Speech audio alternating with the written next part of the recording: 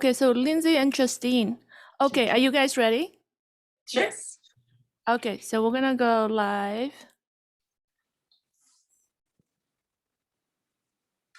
Hi parents, hello everyone, welcome. Welcome back to our monthly event, this particular event called Parental Alienation, the Aftermath, where we feature the adult children victims of parental alienation. So these are the survival or the adults that have lived through what it was like to be alienated from one of their parents.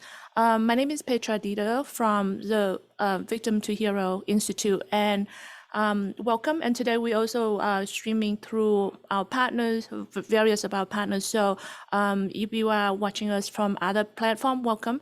And if you are not already on our mailing list, please join our mailing list on our website at victimtohero.com. Okay, and today I have Justine and Lindsay. Hi, you guys. Thank you. Hi. So, parents, when if you are watching in the chat room, please let us know if you can hear us okay, and let us know your questions. And I'm gonna try my best to pick up as many as I can. And if there's any audio or technical issue, yes, please let me know, because that would help a lot. Okay, so why don't we start with I wonder, when did this start for you guys? How old were you? Why don't we start with you, Lindsay? All right. So hi, everyone. I'm not sure what time is it, but for me, I'm in France. So I'm 10 in the evening. I'm glad to be here. Thank you for letting me speak like at this show. So I was not actually aware of what PA was until my own son got taken away from me.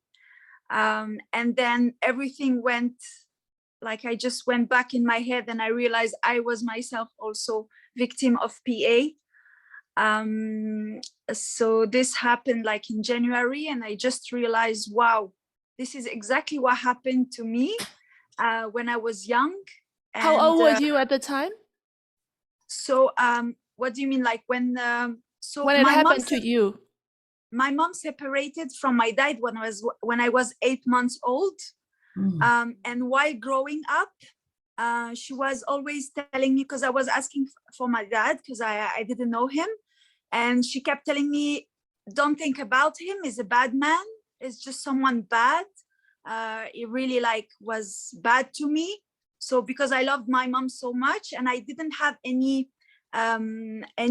memories about my dad because I was very small when I was separated from him, I just kept believing that my dad was a bad man, and I should not look for him. Yeah. Okay, thank you. Justine, what about you? How old were you when this happened? I was 11, and I've actually written out my story so I can read it whenever you'd like me to. Yeah, no, why don't we just talk instead of reading? So you were 11 at the time. Did you have any sibling? I have a brother. How old was he at the time? He was 9. Okay, so you guys have some memory, and were you separated from your dad or your mom?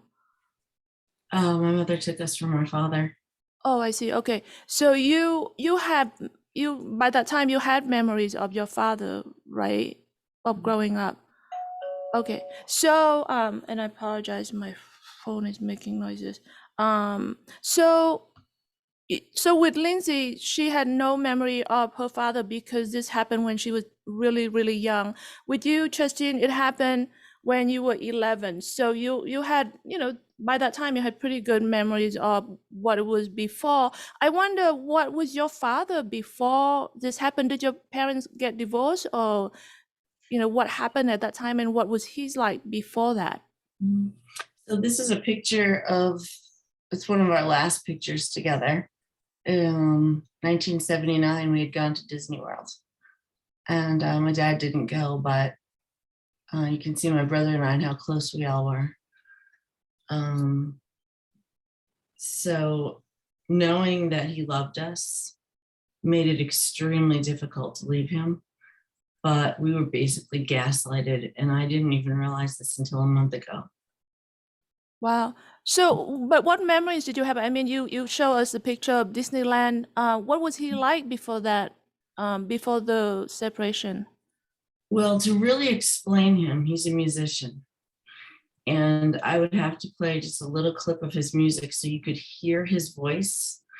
And one of the things he had said during a radio interview that really jumps out at me, I think it's worth listening to this little portion right here. You know, and the way I perceive things, and my personal life is a mess, and yeah, kind of thing where, you know, I'm not alone. I mean, I got friends all over the place, and we really love each other, you know, but you feel kind of lost. You know, it's you know, you're going from here to there and club to club and couch to couch, and it drives you nuts. And, you know, a lot of emotion develops from that, a lot of waiting. And being a musician is not an easy thing, I'll tell you. It's you know, I don't see my kids, you know, it's So that tells you right there, he was very upset about it too. So he was traveling a lot, and he didn't really see you much. He was always in New York. He didn't travel. He pretty much stayed in New Paltz area, which is a few hours from the city, maybe a couple, 2.5 hours. So I'm confused. Like, is that him referring to not seeing you? This is before the divorce or after the divorce? This is after the divorce. Okay, This so was a 1983 radio show, and my parents divorced in 1981. so what about before the divorce? What was he like with you? Yeah, he was great. I mean, you know, he was he called me boss. He put a lot of self-esteem into me. He taught me things that kids shouldn't know, like how to hotwire cars, and he's from Brooklyn, you know, he was raised on the streets of Brooklyn. He was an artist from Pratt Art Institute in Brooklyn, and he, you know, graduated college there, and he was an extrovert, and his singing was really the main part of his life. And you know, I'd love to play just a little clip so you could hear what he sounded like singing, because that will tell you a lot about him as a person. He did soul music. So I'll just give you a little clip of one of his songs.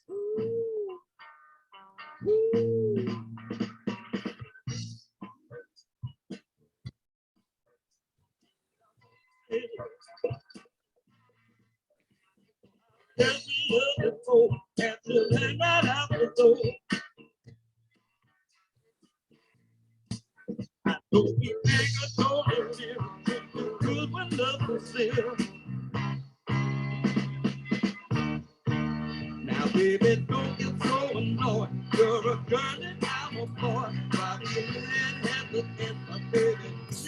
Beautiful. So, you said he taught you to hotwire a car. Oh, yeah. I mean, that's pretty He cool. was So, tough. He was a tough guy, and that's why the separation was so hard, because, you know. no. Let's talk about your childhood before the separation. Like, could you tell us more about? Sure. So we were very, very close to our father. We loved him very much. I mean, you know, it was tickles and pinches and airplane rides, and, you know, he'd barter things, because as a musician, you do, you know, you do favors and you play, and people give you stuff, and, you know, as an extrovert, he made a lot of friends. So he'd bring home things like, you know, swing set or games, or, you know, toboggan, or sometimes you'd see a turtle on the road, because we lived in the country. It was literally a 3-stoplight town. So, yeah, it was great. I loved him. He was a gigantic piece of my life. He and my mom, you know, they were very, very close, and I didn't see it coming. So you were saying, I mean, it seemed like he was very hand-on with you guys, right? He was very close, because it seemed like he's very active in your childhood. And you're talking about airplane rides. This is having you guys sitting on his leg and then lifting you guys up, right? Is that what you're talking about? Oh no, like he'd be laying in bed and he'd go "Rrr," and just Yeah. drop us down, and, you know, just play with us and stuff, because we were kids, and it was fun. And he would read the books, like, as you can hear his voice, he sang Black music. And it's funny because when he passed away, in his portfolio, I had a self-portrait. I thought I was Black. So I didn't even know I was a white person because of his singing. It was like, and we were surrounded by a great Black mixture of people, and these were our friends. And yeah, it was just Wow. good. It was good. For me, it was good, but I could hear he would yell at my mother, and he'd be angry and there'd be cuss words. And she would, try, but I think he got frustrated with her a lot. She didn't meet his expectations in some ways, and on the reverse, she needed attention from her friends and support from them. So we got caught right in the middle. So you didn't see the separation coming. So Lindsay, for you, you didn't even know about the separation. So what was your earliest memory of asking for your dad? You said you were asking for your dad. Like, Yeah. how old were So you I when did. I was probably like 6, and I remember asking my older sister. I was asking, where is daddy? Where is daddy? And she was just telling me, like, just go to mom and ask her. I mean, like, she didn't want to be involved because she knows she was gonna get in trouble for telling me stuff. Yeah, and so I was always getting the same response: "He's a bad man. It was bad to me," and only like those negative words.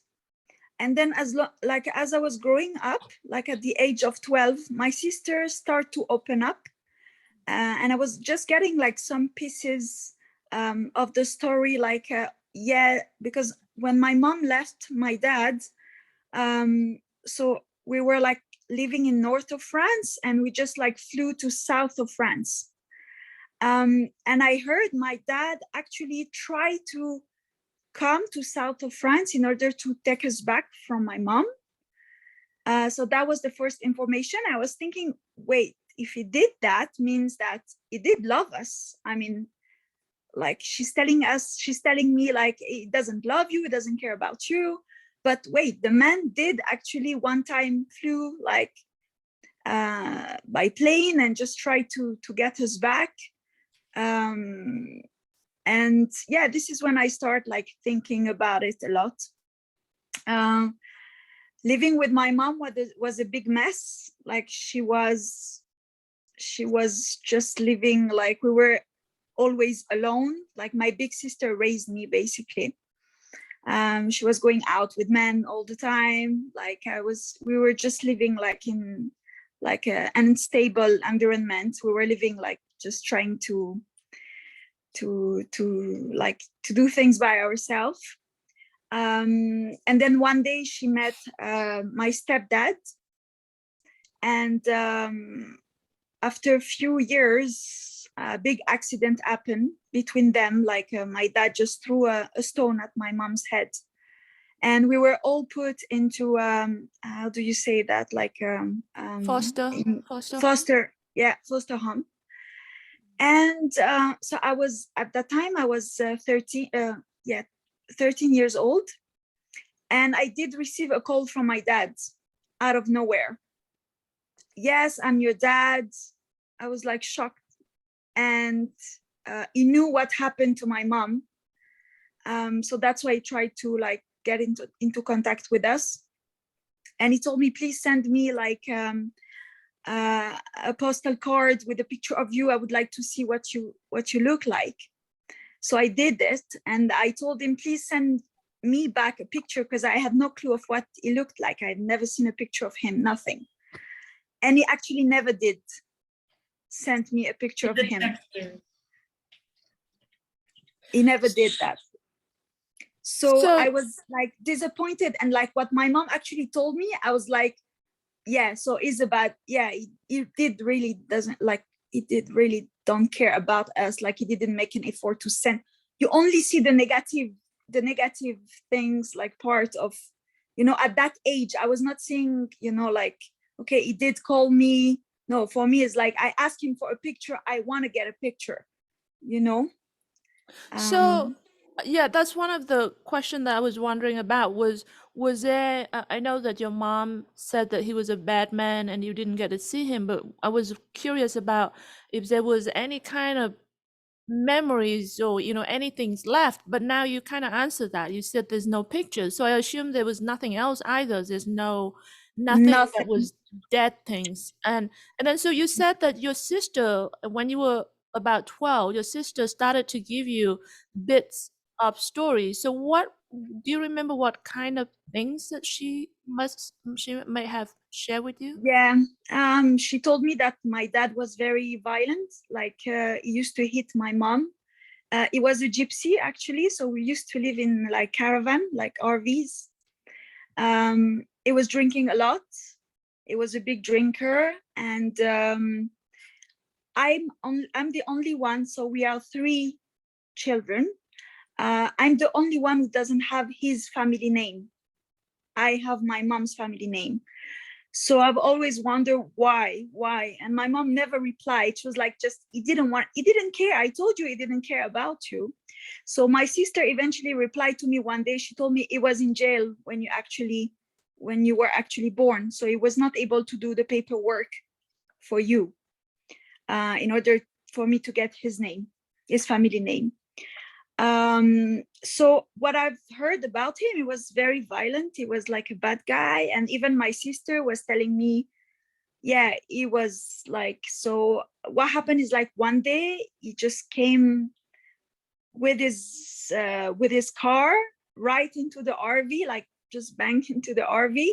And he wanted to hit my mom so bad. And my mom just decided to take like the 3 of us and like went into the train and just went to south of France. This is what happened. So from my sister's side, at that point, when I was a teenager, she always used to confirm what my mom saying, that he was a bad guy. But later on, like a year ago, I found out so he passed away. And I did find that my mom was also a big trouble in his life. So yeah, they were like 50-50 basically into the. How old was your sister at the time, when this happened? Like, 7. oh, okay. The first, So like when my mom decided to leave my dad, she was 7 years old. So 7, you have some idea, you have some memory, but not very good memory. She just remember about bad memories for her, like living in the RVs. Like she remembered dirty places. She never like told me anything positive about my dad or whatsoever at that time. Yeah. Okay, thank you. Okay, so Justine, for you, you said that the separation came to you as a shock. So what was it like? That's horrible. He moved out, or did you and your mom move out, or? Here's what happened. So I was 11. My brother was at his friend's house. So it was the 3 of us at home, my mom, my pop, and me. And he came over to me and he took me by my wrists. And I told you he's a big, strong man and he was tough. He's from Brooklyn streets. And he started crying, which immediately broke my heart. And I'm thinking, what's going on? And I drew it on my hand recently to realize that if someone takes you by the hand, then his hand would open and my wrist would slip out. So my mother took me and that's what happened. Because I was thinking it was my fault, like I had to choose. But when I thought about it, no. And I just realized this like a few weeks ago.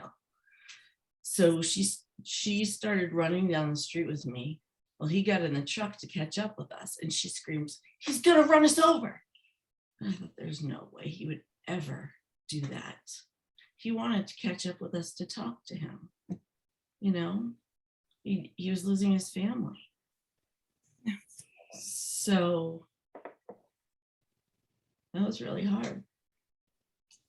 So so one day your father just started crying, and then your mother grabbed you and ran away.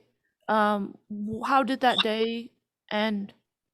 What happened later that day was she had her friends come with trucks, and she gave me 2 paper bags.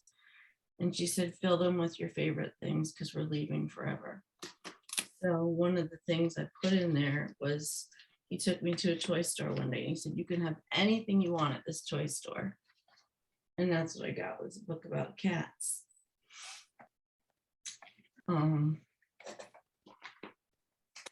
while they were packing up, he came home. And I thought, he's gonna be mad as hell. And my brother and I, we were curled up in the fetal position. The mattress to my parents' bed was already on someone's truck, but the box spring was laid up against the wall. And we were both just huddled together and terrified. And he came in and he leaned down towards us. And he said, just remember, no matter whatever happens, I promise I love you forever. And then we moved out. And the thing is, we only moved about a quarter mile away. And so my school bus would pass the house every single day. And I'd look and I'd see his truck there and I'd want to get off the bus so much. But I was always very good. I was just always a goody two shoes. I'd be teased for that later in life, but I was a very obedient child.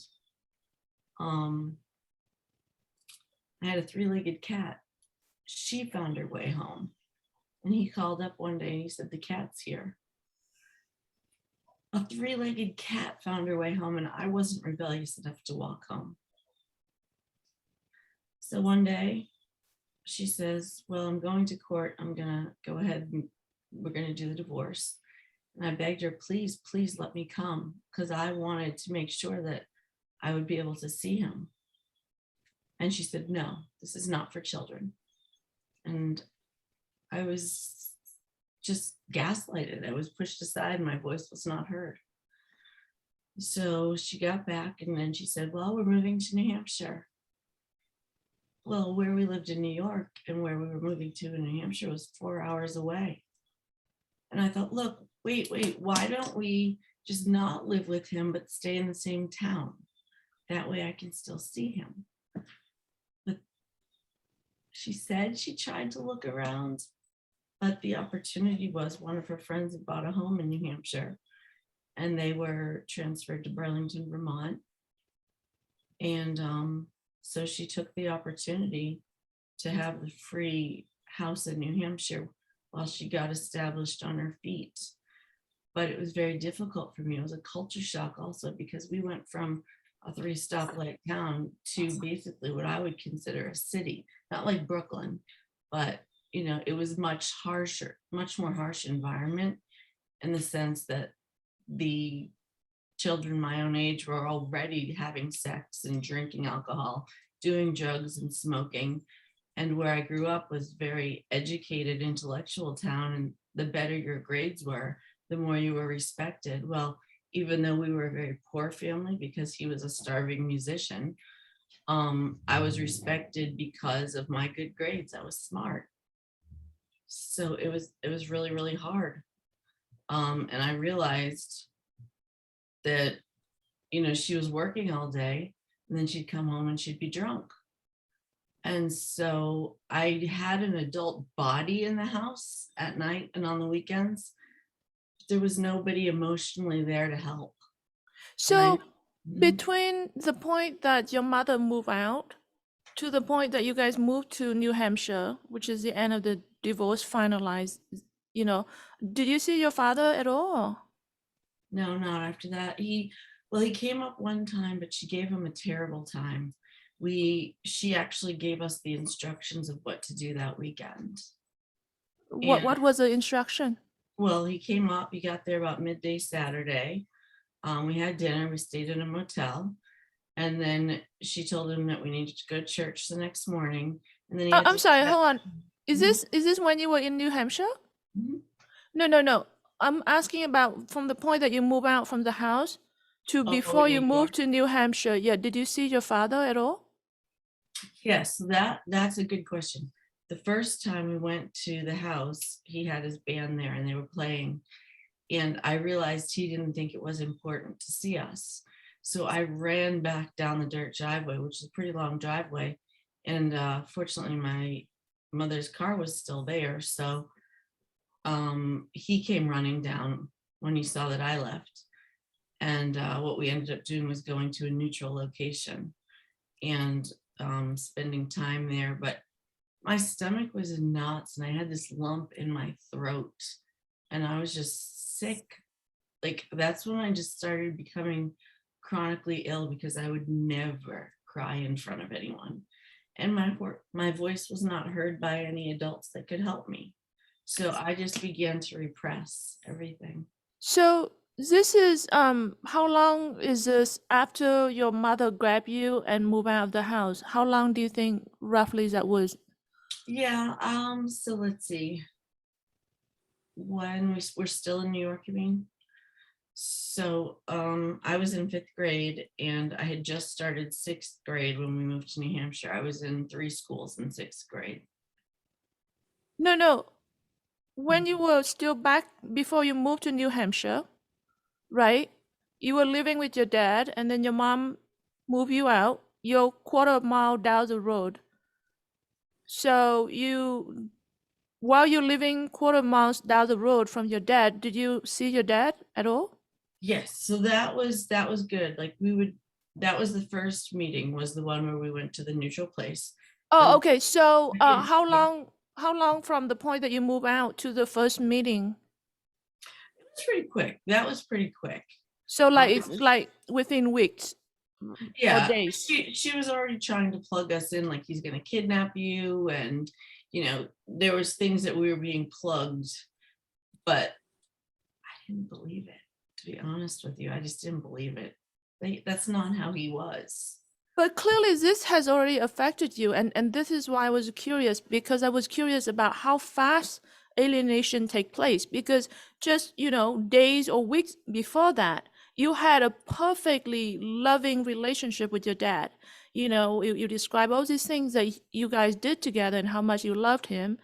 And then you moved out. Your mother took you, and then we're talking about days here, and you went to see him, and immediately the fact that he has a band made you run out from the house. But before that, you were living in the house, and if he had a band, you wouldn't walk out of the house, right? That would have been weird. It's normal for him to have a band in the house. So just the fact that you now go and spend time with your dad in a house, which should be a normal, and yet already you reacted to it, and you saw that as Trauma. something, right? And then It was you trauma. already have. Yeah, and you have stomach knots, and you're talking about your throat and all that. So you already have got this fear that been planted in you. You already walked to. So it happened so fast. It took place so quickly. This is so scary because from the point that you love him so much to the point that you were fearful of him, that you had to go to a neutral position, like location, and you. Oh, anxiety, and that's so scary. And hi, you guys. I do see question in the chat room. Thank you.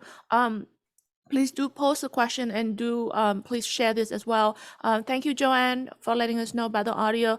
Maura, I saw the question about do you advise us to never give up. I would definitely say that. Like children might say outwardly that they don't want the alienated parent, but deep down you really do. So should we never ever give up getting our beloved children back? So you see here. So I'm personally one of those adult children that's talking to you. I have interviewed over 200 of these adult children, and you see here in the room here, Lindsay never saw her dad, but she was longing for her dad. Justine, she's being told, but she still loves her dad, and I love my dad. I wanted, even though I was very good at that narrative. If you would ever mention him, he was a monster. He was horrible. Just all the worst thing that I could say. I was very good at that because just like Justine said, she was a good girl. She was an obedient, well-behaved girl, and the same. I was doing what I was told, and I was very proud of that. I was, my poor mother and this and that, and my dad was horrible. I did that. So yeah, just the fact that your children say that they don't want you, that's not what it is. They had to say what they had to say. And as the parent, you want to protect your children no matter how old they are and no matter how they are, right? If your children was sick, you're not going to give up on your children. So the same thing here, the same situation. Your children are sick. That's essentially what it is. They're being programmed and they're being brainwashed. So yeah, don't give up on your children. Victoria, hi. Thank you for joining from Australia. Hi, Claudia. Thank you from Texas. And then Laurie's talk about her ex-husband abandoned her son. There are parents that don't care about their children, unfortunately. But in terms of alienation, it's different. We have situations where there are parents that don't care about their children and would abandon their children. But with alienated parents, targeted parents, here we're talking about parents that love their children, that wanted a chance to be with their children, a chance to raise their children, and yet they're being denied of that. These are, this is a completely different situation. So Claudia is asking that, knowing what you know now, living through your traumatic experiences, would you want your other parent, the rejected parent, to keep fighting for you in court or to stop? I'm curious, so I thought it was interesting how Lindsay shared about that when she heard about her dad trying to go to south of France to get her back, it did something for her. It's sort of a wake-up call for her. So Lindsay, if you were hearing a lot more of that, would you have wanted your dad to keep fighting for you? Yeah, definitely. Like, it's a big regret for me that it hasn't tried to reach out or to try to do anything in court when I was like at the age of like my 20s. When I say I was like mature enough to understand the situation. If he would have done that, if he would have come to me and tried to do something, or at the age of 20, I think I would have just run to him. But life goes on, and you just like, okay, you just have like this negative thing in your mind, and you start creating your own family, and you're thinking how he did not even try reaching out to me, like even in my 20s. So but I did, like, yes, definitely, because the first time and last time I see him, unfortunately, it was on his deathbed. And I was just like really mad at him for not reaching out later on, like on my 20s. I was mad at myself because I haven't tried. I traveled a lot. So I had like a really I was really traveling a lot, but I wished like I would have try to get in touch with like families now with the Facebook and all that. Like, we are able to, like, back then there were no way to contact anybody, but with Facebook coming and things, like making some research, I think I should have do a little bit of more work but I was creating my own family. I was just focusing on my own life. But if you would have come to me, I would have definitely opened the door, and I was mature enough to listen to the full story. And definitely I'm still mad at my mom for just not letting me know about the full story, and not letting me know about what she has done wrong also from her side. So yeah, like when he passed away, I was really mad at like the three of us, basically. Yeah, so that's the problem, is that a lot of the time targeted parents was prevented from being able to access the children, and sometimes it's through court. Sometimes they have no choice, no chance, because sometimes they're being dragged through this horrendous false allegation and multiple court situation and child protective agency get involved, and the amount of money that is required for them to maintain the court situation is sometimes impossible. And then sometimes even when they do have a custody order that allow them access to the children, that get violated by the alienator, so that parents have no access whatsoever. Essentially it's an abduction situation. So then when the target parents get used to not being able to see the child, they assume that the child doesn't want them either. And so that hinders them from reaching out to the child when the child become an adult. And then a lot of the time, so for example, you mentioned that he called you and then you wrote to him, he asked you for pictures, and then you send the picture, and then you ask him for a picture and he doesn't send back. What you don't know is if somebody else interfere in the middle of that, there's a possibility that he sent you the picture that you never received. Yeah, probably. Yeah, I would never know. You would never know. Yeah, and especially like in your situation, at least your mother was not in the picture, but there was I was foster with my parents. fosters. Yeah, I Yeah, was with my fosters. a lot of the time foster parents can play enabler of the alienation, unfortunately, and I've seen it, and I see it today too, not just in the past. And so yeah, so you don't know, and because they also unfortunately, I don't know about France, but the system in the US is that foster parents are actually incentivized to, and also the child protective agency are incentivized to keep the children out of their home into the foster care. The foster care system, this whole money things are driving it. So they actually don't have incentive to help you get back with your parents, unfortunately. And so sometimes they have them all motivation to prevent you from having a good relationship with your parents. So so anyway, so there's that situation. So anyway, Claudia was asking about whether the parents should continue fighting, and definitely we would say that definitely keep fighting. And for example, the case about Justine, she was just talking about how her mom went to court and then got divorced. It seemed that her mother was granted the right to move away, to move to New Hampshire. Now, so clearly, if her father was able to fight in court, that and I mean, Justine did not want to move. She didn't want to move away from her dad, but clearly her dad did not win in court. Yes. Excuse me, Petra. So my mother had a posse of friends. And Sorry, a what? A posse, like a group of friends. And I think that my father felt very outnumbered. So he did not even show up to court knowing that he was going to lose. That's what I was told. Now, if he was really there or not, I don't know, because I wasn't allowed to go that day, but that's what I was told. Have you ever thought about trying to get the court paperwork now that you're an adult? Good question. I will look into that. Thank you. Yeah. So sometime, especially in the US, it's actually they're pretty good with records.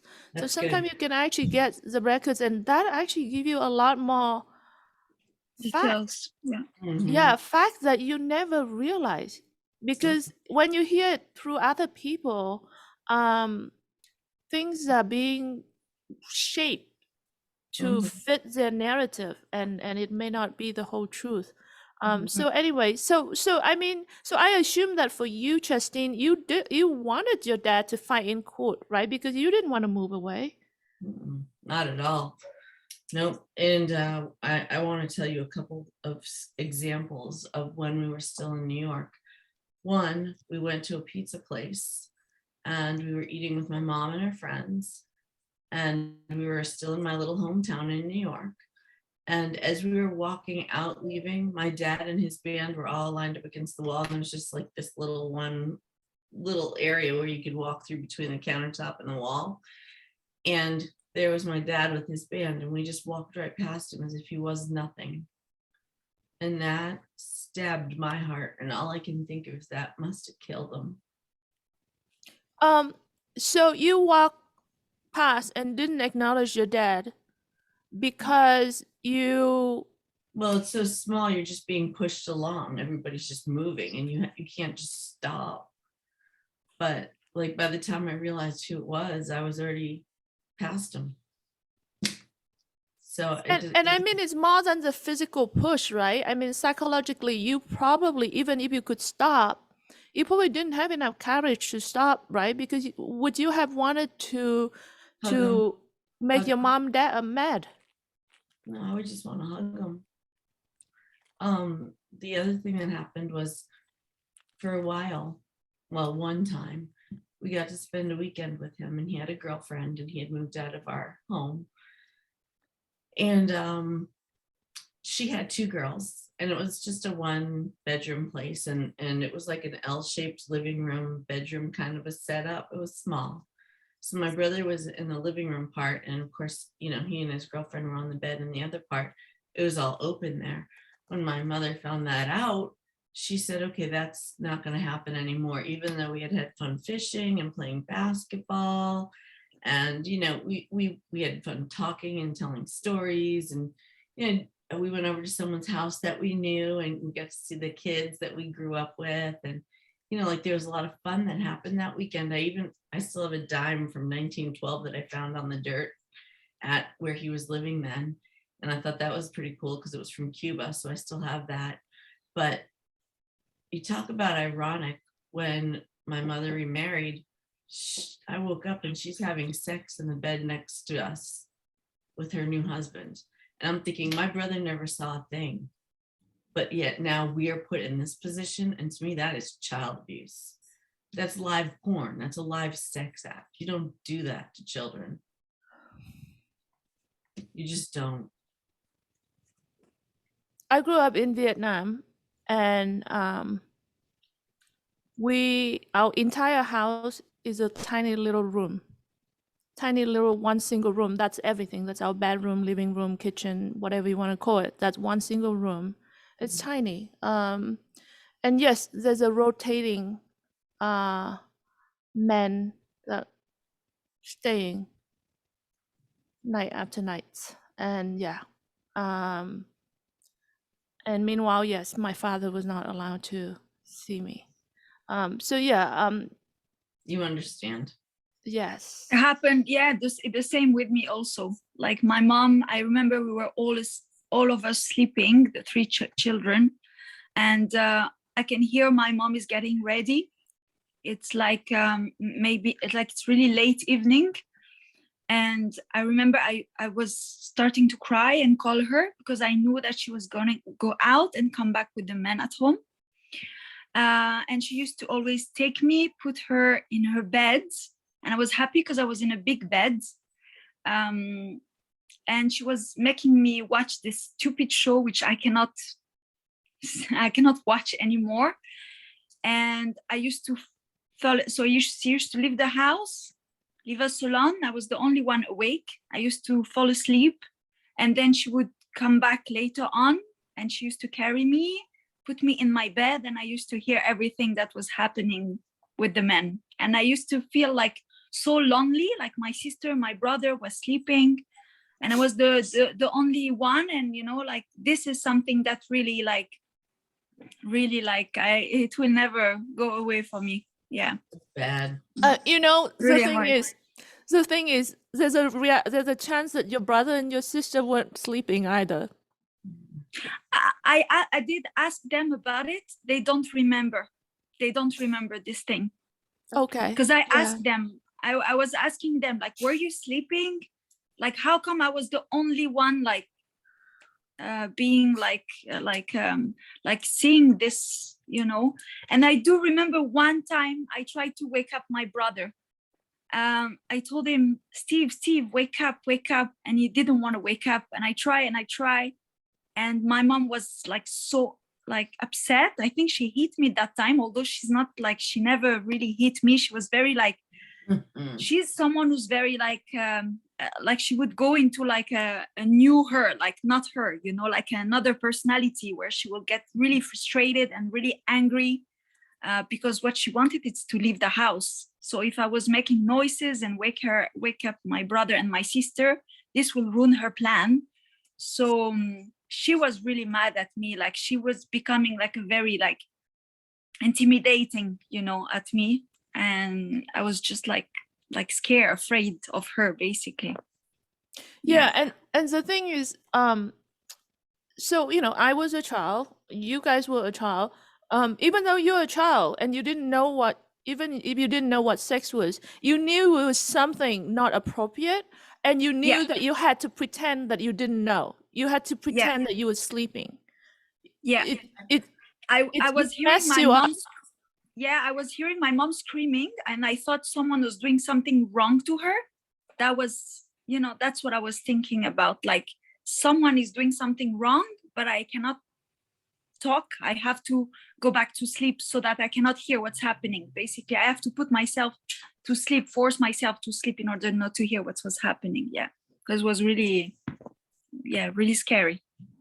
For me, it wasn't like, I didn't think that my mother was being hurt. I just knew that it was something inappropriate that I am not supposed to see or know. So I had to pretend that I'm sleeping, and it just goes on night after night after night, and it just anyway. I was 17 when it happened, and I turned the light on in the motel room. And after that, I became the scapegoat, but I never accepted that role because I already had enough self-esteem from my father that I'm not a scapegoat. It's you guys are wrong, not me. And they tried to gaslight me and make me think I was crazy, but I knew that was wrong. You don't do that with kids in a motel room. You just don't. Yeah. I'm curious to know, Petra, have you spoke to your mom about it? I don't know. I don't know about your story, but did you actually so I tried to confront her around a little bit more than 2 years ago, and that ended our relationship. So there was a lot of things. So for example, one of the things that happened was that one of her men, one of the nightstand that she brought home, raped me when I was 7. So one of the things that I confronted her, so back then she did not allow me to tell anybody about it. She was more concerned about her Oh my God. about her reputation, career, yeah, than about my well-being. So about a little bit more than 2 years ago, it happened again, as in she brought men home, and I tried to, this is now in her late 60. She brought men home, and on a day, luckily that my daughter was not there, but I found him naked in my daughter's bed. Oh Okay. my God. And this is after I asked her to not bring him home and ask her to give me 3 weeks so that I can move out with my children. Because when she announced that she has this man and brought him home, I said, give me 3 weeks so that I can move out, so that she and him can be in the house, or I find something for her to move in with him. Just give me 3 weeks, right? Because one day suddenly she brought him home and go, this is my boyfriend, he's homeless. Well, not he's homeless, he's staying between his relatives. So essentially homeless. And so I said, and he's gonna move in and live with us. And I'm going, no, I have teenager daughters. I can't have a strange man in the house. So I said, give me 3 weeks. And so then, then she agreed. She promised. She said, no problem. And the very next day, I came home late from work, around midnight, or I don't know, late. And here I was, there's this guy naked in my daughter's bed. And so, yeah. And so then that's when I confronted her, and we talk about, and then so she, just the whole thing just blew out of control. I mean, she denied that it happened to me when I was a child, saying that she never had any men after my husband, and she totally forgot that she was married after my dad. She said she had no man at all after my father. And then yet after my father, she was married. So I had to remind her that. And she's like, oh, okay, just that man. And then so I called my grandparents and they said, yeah, I can at least name at least 3 or 4, but she had many boyfriends. So then she's like, oh yeah, there's only 3 or 4 men. And it's just like, where do you stop this conversation? But anyway, so things got a lot worse, and I don't want to kind of dig into the details, but it started off this horrendous campaign of, she's out there trying to destroy me, including this whole range of false allegations, and it's just a nightmare. And that's what happened. So I saw a comment in the chat room. I don't know how to pronounce your name. Is it J. Cruz, I think. And J. Cruz says that parental alienation will only finish if parents stop going to court. Parental alienation is a money scheme that keeps the family court in business. Okay, so I will have to say that the court does play a part in it, that, and it sometimes doesn't help. But the family court is just one aspect of it. Parental alienation has something to do with the court, but it also doesn't have anything to do with the court. It has to do with one parent or one person who is sick and just want to harm the other parent. They are out there to destroy the other parent, and whether it's by using the court system or not using the court system, even if the court doesn't exist, they are out there to destroy the other parents by so many things. By using the family system, using the children, by using all sort of things. So it's yes, I agree that the court should be better, and we need to work to change that system to improve it. But it's not the cause, and it's not the solution either. It's a part of it. It's a factor. So yeah, but parental alienation is really, you have to put it right back to where it came from, which is the alienated.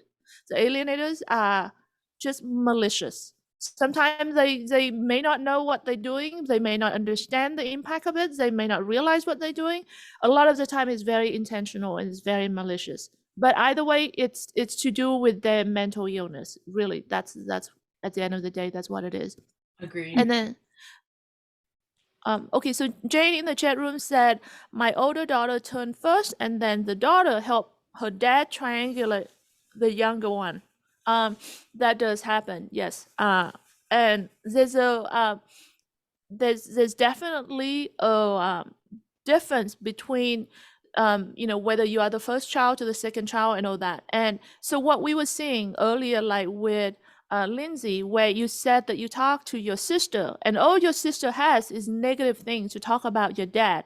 And so we will never know the full story, but it seemed to me that your sister was alienated, and then now she participates in that alienation.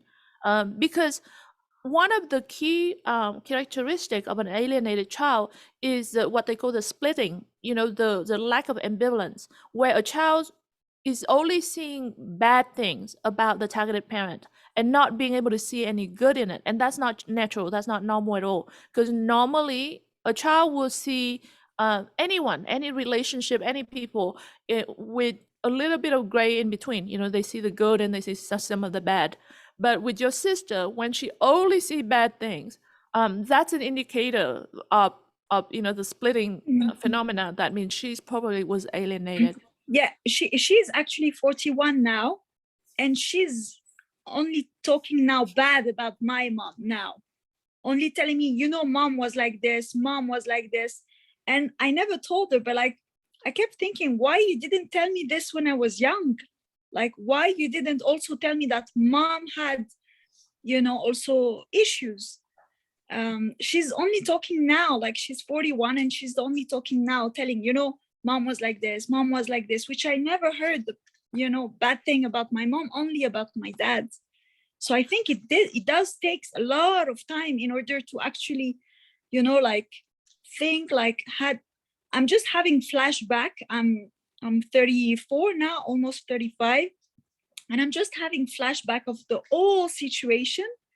And I'm only realizing now that I was completely manipulated by my mom, And my dad did not go to court at all. he was a gypsy. He didn't have any, he didn't know how to write or, how to his rights and all that. And he went to jail. So he didn't have anything to do with the court system. So I don't know, like, I think if actually he were going to court and did the necessary action into court, maybe he would have get something, but because he tried to do it by himself and then realized it was too hard, then it just gave up basically when I was young. Thank you. And the thing also, sorry, that come back to my head now, is that my mom used to tell me, because I have an older sister, then I have an older brother than me. She used to tell me, your dad only care about your brother. That's what she used to keep telling me. He likes the boy, like he's only proud of his son. He doesn't care about the girls. He doesn't respect girls, and so. And this is also something that, keep playing in my head. And yeah, I did really think that my dad didn't really care about me and just only care about my brother, basically. Yeah. Thank you. So I saw, Bobby, I saw your question in the chat room, and she actually did mention it, and we'll go back to it very soon, I promise. So Justine, so you mentioned that during the time that you were still, before moving to New Hampshire, you saw your dad a little bit, and things Only were 5 times. 5 times, yeah, and you were tense. You were like anxious and tense. Yeah, like one time we met at a McDonald's and I just ordered some chocolate milk and I got so sick to my stomach. And I thought, is it the chocolate milk? And looking back, it was not the chocolate milk. It was the sick feeling inside of me that my life was not right anymore. It's like the day after they played tug of war and we moved out, I had to go to school on Monday morning and I was weepy. And I looked at the other kids and I said, I gotta look just like them. I can't cry. I don't know if it was pride or if I was very shy, so I didn't want to stand out. So I just stuffed it all in. And I will tell you, to this day, I have had over 20 surgeries and I'm waiting for 4 more. And that's Wow. 2 brain tumors involved. Wow. Like when you stuff and repress, it messes you up. And that's what happened to me. Where my brother, he got into drugs and became homeless because it messed him up so bad. Oh my God. So nobody won. My dad died of leukemia. My mother married an abusive man. My brother's homeless and I'm sick. So nobody won. So you met him 5 times, and it sounds to me like your mother was there during those meetings. Sometimes. The one, okay, so the next time we went back home and he was still living there, it was just him and my brother and I, and it was fine. And then we went to McDonald's and my mom left us there with my dad, and that was okay, except my stomach got sick from the chocolate milk. But looking back, it was anxiety and trauma, and a child can't handle this stress. And then we went to my grandmother's house, his mom, she was still in Brooklyn. And that felt good because it was a place that was a place we always went to Neutral. every month. And not only was it neutral, but it was very familiar. And grandma was the same and she made the same dinner and everything was very consistent. Even like a dish on the table would still be in the same place. Like everything was completely consistent. And then we took the Staten Island ferry over to the Bronx Zoo. We had an awesome day together, and then when we left, it was really hard because it reminded, me of we were losing him. Yeah, so yesterday I gave a talk. If you guys haven't seen it, check out the video in our videos tab. Yesterday I did a talk about early signs of parental alienation and what you can do to, in terms of remedies for targeted parents. And one of the things that I talk about is memory refresher. So these children are now traumatized and they're being taken out of the normal, environment where they were in the loving relationship with you. So so you wanted to help as a target parents, you want to help your children with these memory refreshers, and that's exactly what Justine was saying. And I was saying one aspect of it is trying to make your memories like multidimensional, so you're involving other people in it. And that's exactly what he just did there, is that he brought you back to your grandmother. And so now you have this sort of anchor home feeling. You have the same environment that you used to, you got the loving family. And so it helped rebonding you with your father. That's why you had this amazing time and you were able to relax instead of going to this neutral place. Really, it's like it's a cold, hard place. It's nothing neutral about it. It's not your home. It's not where you spend your loving relationship with your dad. So you know, at McDonald's you get anxious and you anxiety and trauma make you all freak out. But yeah, going to your grandma is helpful. So yeah, this is helpful for target parents to pay attention, is, you know, having this memory refresher to help bringing back, like anchoring your children, because they are now these lost, you know, agents that being lost out there. So, you know, bringing them back home in some way. Okay. Gotcha. I just want to go back on that. Actually, so my son was taken away from me in last January, and I do have someone. So he was been taken away abroad to Dubai, and I have a friend who's there, who's still in contact. And I told her, take my son to the place where we're eating crepes all the time. Please do it, you know, try. So I tried to give her like some, and she did. And I told her, so how was he? How did he felt? He was very happy. Like he told, yeah, with mom, we used to eat this with the Nutella, the crepe with the Nutella. So it is actually a good reminder, like a good, I think, way to remind the kids about positive, you know, positive memories. Yeah, very, very important. Yeah. Thank you. And thank you for sharing with that. Exactly. You wanted to bring back, and, you know, yesterday we talked about, you know, memory refresher, including, you know, direct refresher or indirect, and also tangential. You know, you have different way of bringing back memories, because these children are now being influenced in a way that they have started to build false memory and memory distortion. If you haven't watched that interview, we interview a number of actually experts in the field about this as well, how the children memory are being distorted and false memory being planted. You know, and with Justine, she's talking about this fear. You know, you were there's no reason for you to have that fear, but you, and it's ridiculous because you live, you know, like right down the street. So for your mom to say, oh, you know, you should be very scared because he's going to kidnap you, to go where? To go home, which is like right down the street from her house. But yet as a child, you don't get this full concept of what's going on. So you just feel scared because you trusted your mother. You just Right. And my brother says today, he says, who kidnapped who? exactly. Yeah. Here's a picture of what we looked like as the four of us. And you can see we were little then. Yeah. But, you know, it was a good family. And what happened to me was, instead of forgetting my past, it is so stuck in my mind. When we moved to New Hampshire, every single night I was back home in my house and everything was fine in my dreams. And so there was not a night that I forgot. And no matter what was said to me, even though I might feel scared or maybe I'd question something, I still knew, because he said, remember, I promise you, I will always love you forever. And I think that was the key to my mind going, no, whatever happens, we're still like this. I think that was the big key. Yeah, see, for parents out there that are watching, you should know.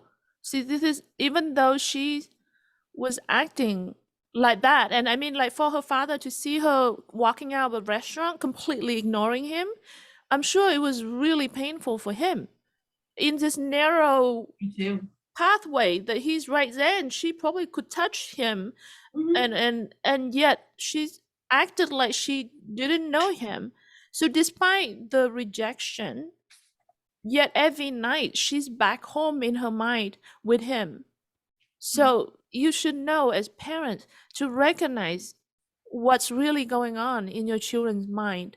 Your children still need you so badly. The children need you. Okay, so let's talk about New Hampshire, Justine. So what's going on there? You know, between you and your dad and your mom, and what's So basically, we lost contact with my dad and we were trying to live our daily lives. It was a complete culture shock. New England is much different than New York. I didn't realize how different they are, but they are much different from each other. And I missed home, you know, my little 3-stoplight town. I was used to horses and buffalo and all kinds of animals around, birds and, you know, everything. And now we live in a place where there's pigeons and rats and, you know, stuff like that. So it was about when I was 22 years old, my boss at work said to me, "Do you have a father?" I said, "I do." And he said, "Well, when was the last time you talked to him?" I said, it's probably been about 10 years. He said, "You need to call him." So I don't even remember how I found his phone number, but I called him. Sorry, hold on for a second. Why did he ask you that question? I don't know. So clearly there's something in your behavior that became obvious to him, even to an outsider. I mean, you mentioned that's your boss, so I assume that's not a close friend. And yet, even for someone, and you mentioned that you don't want the world to know, so you acted normal. You never cry in the public, you don't show yourself. And yet it's clear to outsider when you pay attention that your boss actually, clearly there's something about you that's very obvious to him. I mean, isn't that strange? It is strange. Now that you But that's such a mention it. great thing when someone actually saw it and speak up about it. Well, not only did he find that out, but he was the only one who didn't gaslight me and tell me my mom's second husband was wonderful and I should be happy for her. He said, "That guy's a jerk." And I was like, somebody sees what I'm seeing. I'm being validated. And I'm going to tell you something. I knew at that point I was going to marry that man, even though he was older than me. And now we are married 21 years. Oh, that's why he was interested. So he pay attention. But what happened with the phone call was I called my dad and the first thing he said is, "Justine," out of the blue. And so we got talking and we were excited and he started calling me every single Sunday night, because that was like when phone lines were cheaper on Sunday nights back in the 80s or 90s or whatever. And I planned to drive down. I had my own car and I took the time off of work, and he called me like a couple days before he goes, "Don't come down." My heart sank and I'm like, "Why?" He says, "I'm in the hospital. I have leukemia." And so I called my mom and she says, "Oh, he's lying." So I told my boss and he said, "Call the hospital, ask for his room." So I did, and sure enough, they put me up to his room. And so I went down, that was in June. So in January, I drove down, it was winter, to Albany, New York, the capital of the state. And I went to see him and I walked to the doorway and I just remember him saying, "You're so beautiful." And I just I couldn't even talk. I just put my head on his lap and he was in the hospital bed. And just like when I was a child, he put his hand right on my head. And I just started crying. It's all I could do. And then he started crying. And we just cried and cried. And then we both had to blow our nose at the same time. And because he was always singing and he played piano and bass and guitar and harmonica and wrote songs, and he was so talented, he goes, "Hey, we have a band," when we blew our noses together. So he tried to make it a little funny, you know, which was good because it kind of broke it all up. But he did end up dying within a year. And here's a picture of me in the field where his ashes were spread.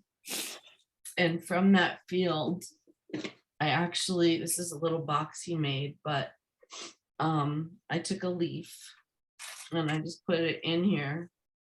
And his guitar pick is in there. And I just kind of kept it, but I did get in touch with some of his bandmates. They have been sending me his music and his songs. That's why I was able to share some. But one of the first letters that I had written to him when I was 22 was things like, did you miss me? Do you still love me? Like, I wanted to know that. And he wrote, Dear Justine, well, answers to your questions are yes, yes, yes, and yes. And if you need some convincing and confidence, well, I wrote you this song about a year ago. And here's a song, and I actually have him singing it, which I can't listen to without bawling. But I mean, he was so involved in the music world. If anyone is interested in Black music at all, I mean, Junior Walker and the All-Stars was a huge group back in the day. I mean, he's got it autographed. You know, he's got a picture of the guy there, Junior Walker. I mean, he was not a joke in the music industry. He was coming to become famous. He was heading that way. He was a local celebrity already. And so what I've done, because I don't want any children to go through this, is I'm writing a book called Our Family Broke. And my brother and I are going to be otters. So I've been practicing drawing the otters so that it's got a nice, happy vibe to it. But the subject matter, oh my God, I'll just read you like a couple paragraphs. Actually, hold on. Yes, no. Actually, Justine, why don't we talk about your experience? So, so you mentioned, I mean, so that's devastating. You call your dad, and then you're gonna go and see him. So you call your dad, and you actually have a good reunification story in a way, that you call your dad, and immediately he's welcoming you, and you both have a loving connection, and you calling each other regularly, and right, and then you plan to go and see him. So actually, that's a very good, loving reunification story.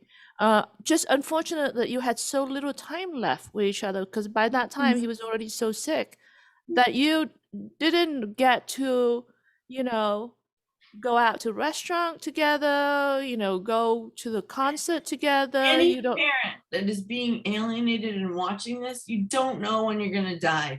Just know that. Do whatever you can to get with your kids. Even if you don't think they love you anymore, just do it. Yeah, and that's the thing, is that a lot of parents give up because they think that it's no hope. But really, your children need you a lot more than you realize. Maybe you can't be with them physically, but send a card or just send a postcard. You know, eventually one day they're gonna open the mail before the parent that's not allowing you to see the other parent. You're gonna open that mailbox first, and you're gonna get that postcard. You're gonna get it first, and you're gonna see, oh my God, you know, my mother and my father loves me. Right. And I mean the same with Lindsay. She wanted to get a letter from her dad. She wanted it. And you know, we don't know if he did send, and if it's get lost, or if it got blocked or anything. But if he was more consistent in trying to find her and trying to reach out to her more consistent, because we could see here, it clearly meant so much when she found out that he was trying to fly to south of France to get her. It mattered. Actually, when he passed away, so I flew for the first time to north of France, and I actually met my family, my cousins, which I never met before. I never know they existed, and they told me many things. And he was living at the time he passed away. He was living with a woman, and it was really important for me to actually like sit with her and hear stuff, you know. So I just asked her, did you know about me? Has he ever speak about me? And she went, oh my God, all the time. He actually went on my Facebook page. He told her, how am I gonna find my daughter? She actually went away from France. She's traveling a lot. So for me, this was like a big wow, you know, like, but I'm so mad at him for not reaching out to me, you know. like he did speak about me, like he, you know, like she was telling me, like really, like he was so proud of you for traveling and you know, having, but yeah, he never reached out for me. So, you know, so yes, please, parents who are listening, just keep going on, like even if you don't do it every day, but like, you know, when you go, so your kids are like 12, teenager time, try it. When they go 20s, they get more mature, try it again, you know, like keep trying. In like when your life you supposed to change, like you become parents, you become, you know, like keep insisting, like try to, you know, try to my dog feel when I'm emotional, it's so funny. they're so good. But yes, like, you know, even like, I mean, as we talked, you know, Justin was saying, we don't know when we're gonna die, you know. And this is what I keep telling my ex-husband right now, like now I tell him, you don't know when I'm gonna die. What happened if I do pass away? My son is going to be so mad at you for not, you know.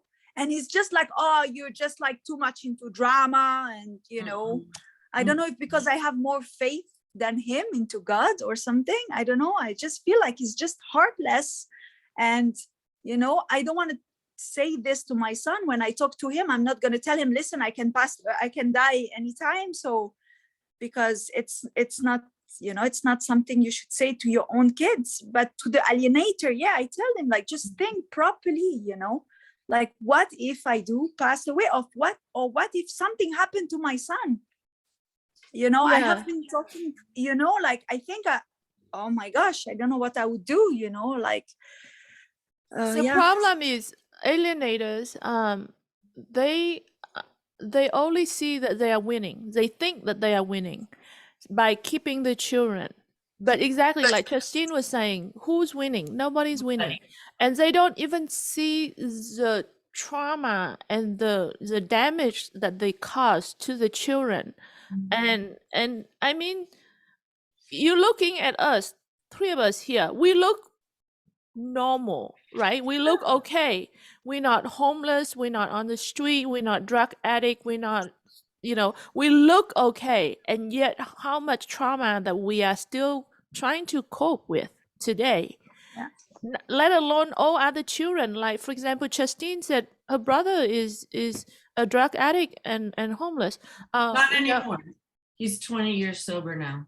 Oh, okay. He's really good. All right, good. But my brother is alcoholic. My older brother. Oh, yeah. So I mean, we interview there's another adult child, another event in the past, and she talked about one of her brother became an alcoholic, and he passed away you know, one night after he went to the bar. And they couldn't tell, like, there's an accident on the way home, and they couldn't tell if he was even conscious when that accident happened. They don't even know, like, you know, if the car hit him while he was already passed out. There's no information. And then the other brother is a drug addict, and we actually interview him, and he didn't want to be on camera, so we actually interview him privately, and it's tragic, the story, and it's really, really sad. So the trauma to these children is just devastating. So really, Bobby, back to Bobby's question was that what's Lindsay's relationship now with her dad? He passed away, right? So tell us what happened later on. So you went into foster care, and then your dad called you once. And then you wrote to him, and then you didn't hear back from him. So then what happened? I did. So I wrote to him with a picture. He called me and told me, you look so beautiful. You look like me. That's the only words I have from him in my memories. And this is when I told him, please send me a picture of you so I can see. But I never received the picture then. We stay in foster parents because my mom was not able to take care of us later on. We were all separated.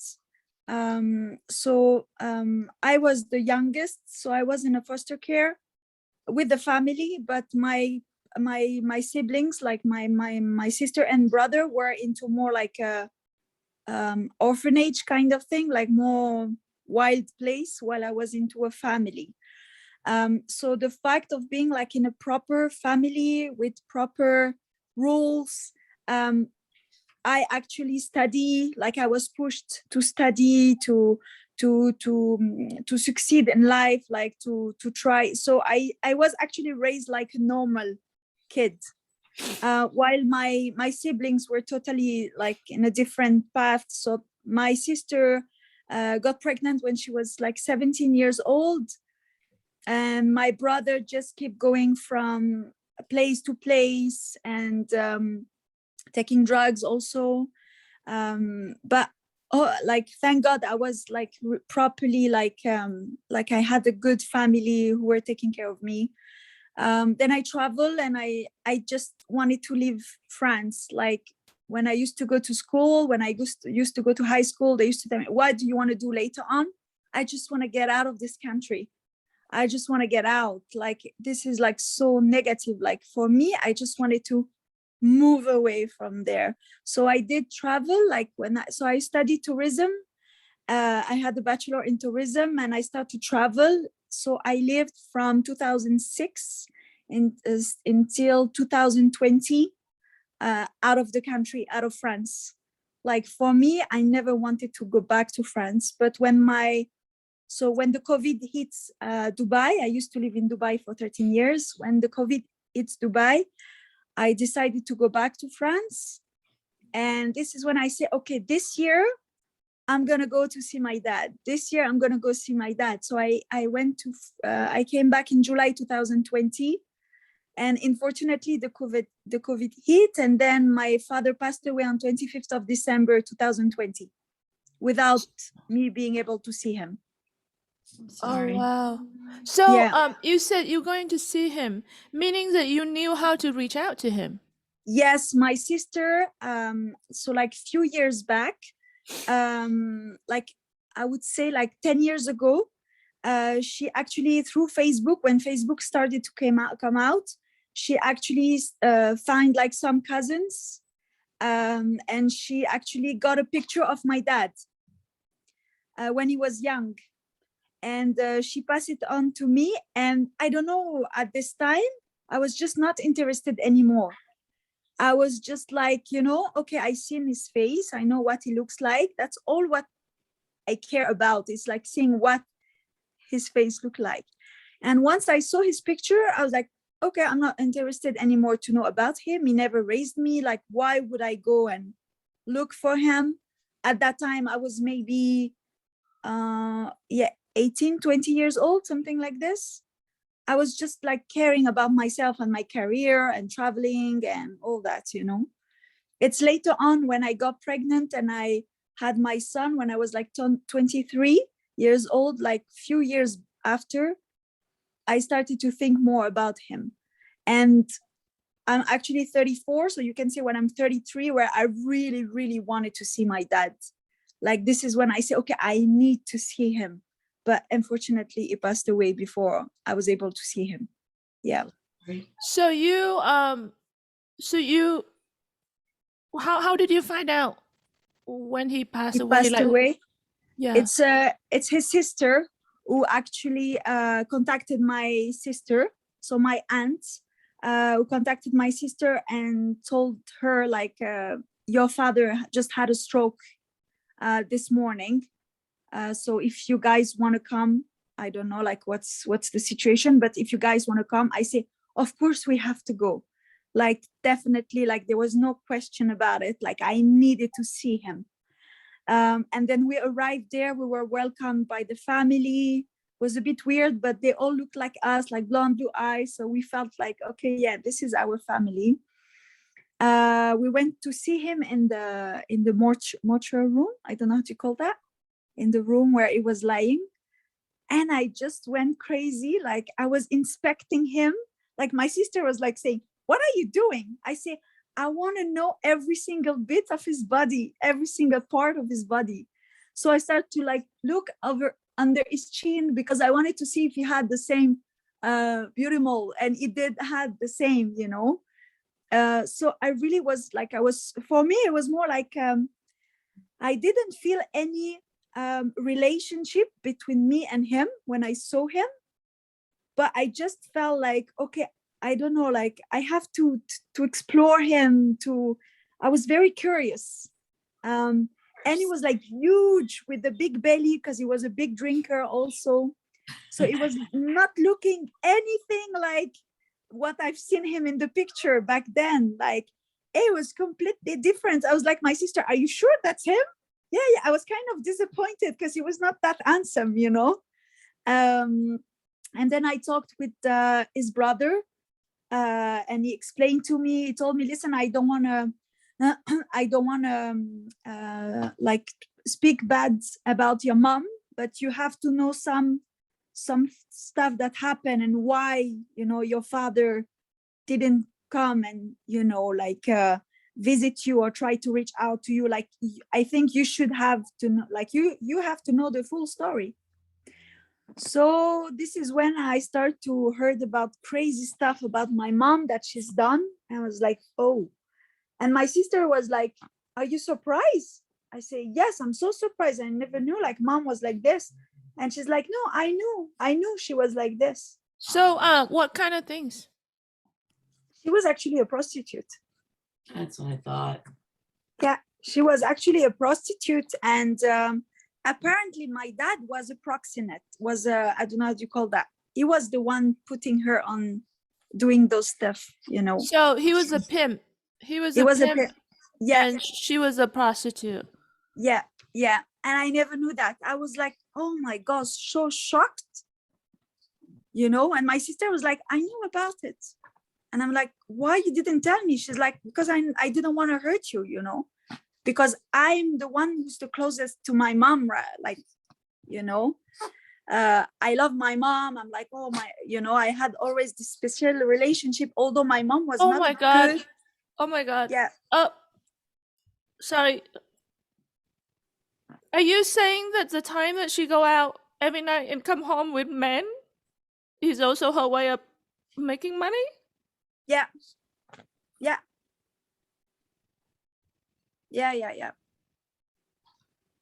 But you are worth so much, Lindsay. That is her life. You are amazing. I know. Right? It's really hard, you know. I feel that I've been through so much in my life. Fortunately, I had the foster family who cared a lot about me and really like tried to. But what's happening now with my son, for me, I feel like why again something, you know, is happening to me. I feel it's never gonna end. Like I feel I'm someone who believes a lot in God. Although things happen to me a lot, but I believe so much in God. And I'm like, why again? You know, like I try to do the complete opposite of what my mom did with me, you know. And my kids, I have 2 kids. One is away, one is still with me, you know. And I try to always like my kids, I never leave my kids alone. Never they need, you know, to beg for food. I'm always there for them. I go with them to football. I try to like homework. I try to give them, you know. And when I divorced with my first husband, I was living in Dubai, and he was so scared that I was taking my son away from him and run away to France. And I told him, listen, you know my past. I would never ever do that to my kids. He needs both of his parents. I suffered so much from not having my dad at the end. Don't you worry, I will never do that to my son, to you, because I know how it hurt, you know. Like, So you know, Lindsay, you kind of mentioning that about, you know, you suffer so much. Can we talk about what as a consequence of like how this has impacted your life? Not yeah. having your dad in your life? I cannot be alone. Like, even if I've always had to have a boyfriend older than me. I always looked for a man older than me. in my everyday life, I'm someone who's extremely sensitive, like can cry for anything. I'm really holding on right now. I'm really impressed with myself, but I usually cry for nothing. Like you put someone, I just see someone crying, I'll just like go into tears. I'm someone who's very cool with my kids. This is something that really costed me my marriage almost, because I really want my kids to be happy. As long as they respect me, I'm really like for example, my ex-husband didn't want my kids to drink Coke. I was like, okay, just drink Coke, it's fine. They don't want them to play PlayStation. Yeah, when he's away, just play PlayStation, I just want them to be happy. And this is when, this is when you were talking about your father telling you don't, like, never forget, I will always love you. Like, this is what you were saying. What I told my son when we got separated is like, just be happy. The most important in your life is to be happy. That's it. Like for me, happiness is the most important. So yeah, it did affect me in this way. Other than that, I'm like too kind. I feel I'm not hard enough on people. I always trust people. I think like people will never abuse from me. Will never, like take advantage of my kindness, but unfortunately they do. So I feel like I'm a weak person, although I'm a strong person in there, but I'm really weak with people when it comes you're to vulnerable. I'm You're very vulnerable. Yes, Yeah. I am. Yeah. So what about anxiety or depression? Do you suffer anxiety or depression? I have sometimes, yes, where I would cry by myself, without nobody, and even in my relationship. But this was really like when I was younger. I would cry for nothing. Like I would always, if I fought with my boyfriend, I would go and cry and always take the excuses of, basically the guy is adding up more on top of what I've suffered when I was young. So I used to be, really someone who cries. Other than that, not much. Like I've talked to a psychiatrist about my situation, and she was telling me, with all what you lived, I'm so impressed that you're actually able to do your own psychoanalyst. Like, she's like, you're very good into talking about what happened. Like, I like to talk about things. I'm really someone who's opening to, I like to talk with people. I like to share my story. But other than that, I don't have any, like, I used to never be a smoker, never drink alcohol. I hate alcohol because of my mom. Like, no way I will, I'm like, the smell of the alcohol disgusts me. Something I can't, I can deal with. Cigarettes, I started recently because my mom got sick and I missed her when I was away in Dubai. And I don't know, I started smoking because it reminded me of her. I don't know why. Like, this is something, a bad habit I started taking when I was, other than that, that's it. So your story is actually a good outcome. You were sort of not adopted, but put into raised in a good family, if a foster care. So actually, there's a good outcome. That's actually a good situation where the system worked properly, where you were taken out of this very trouble, to say the least, environment. And then, I mean, unfortunately, you guys all got split up instead of being able to be together like your siblings. That's really so my mom, so I had a stepdad at that time. He did throw the stone at my mom in the head. I was 5 years old. I realized later on that she really pushed him. It was really like an accident, because she pushed him going with another man in front of him, and it's a lot of things. But if this wouldn't have happened, we would have still been with our mom. So bad things happen really for a reason, for a good reason, and from my side. My stepdad passed away, and I was also like alienated, like because I was really close with my stepdad. And my mom just like, you know, like when she decided, okay, we don't need him anymore, pushed him away, didn't care about our feelings. It was just about her hurting him, knowing that he was very attached to us. He also gave up on us because she was very like, you know, she pushed them so much, you know. So after the accident, he did like just stop talking to us. He passed away also 1 year before my real dad passed away. I went to him. I told him I want to tell you that I don't have any bad feeling about what you did to mom, because if it wouldn't have happened, I would have not been what I am today. So it was like, okay. I say, yeah, I ended up going into a family, a family. And, you know, when I went into my foster family, 1 year after that, my mom went to court and asked to get me back from the family, from the foster family. I refused completely. I was 7 years old and I say, no, I want to stay with my foster family. I don't want to go back with my mom. You know, she was devastated. She would not understand. Like, she was very mad at me, like, you know, why you don't want to come? I'm your mom. I'm your mom.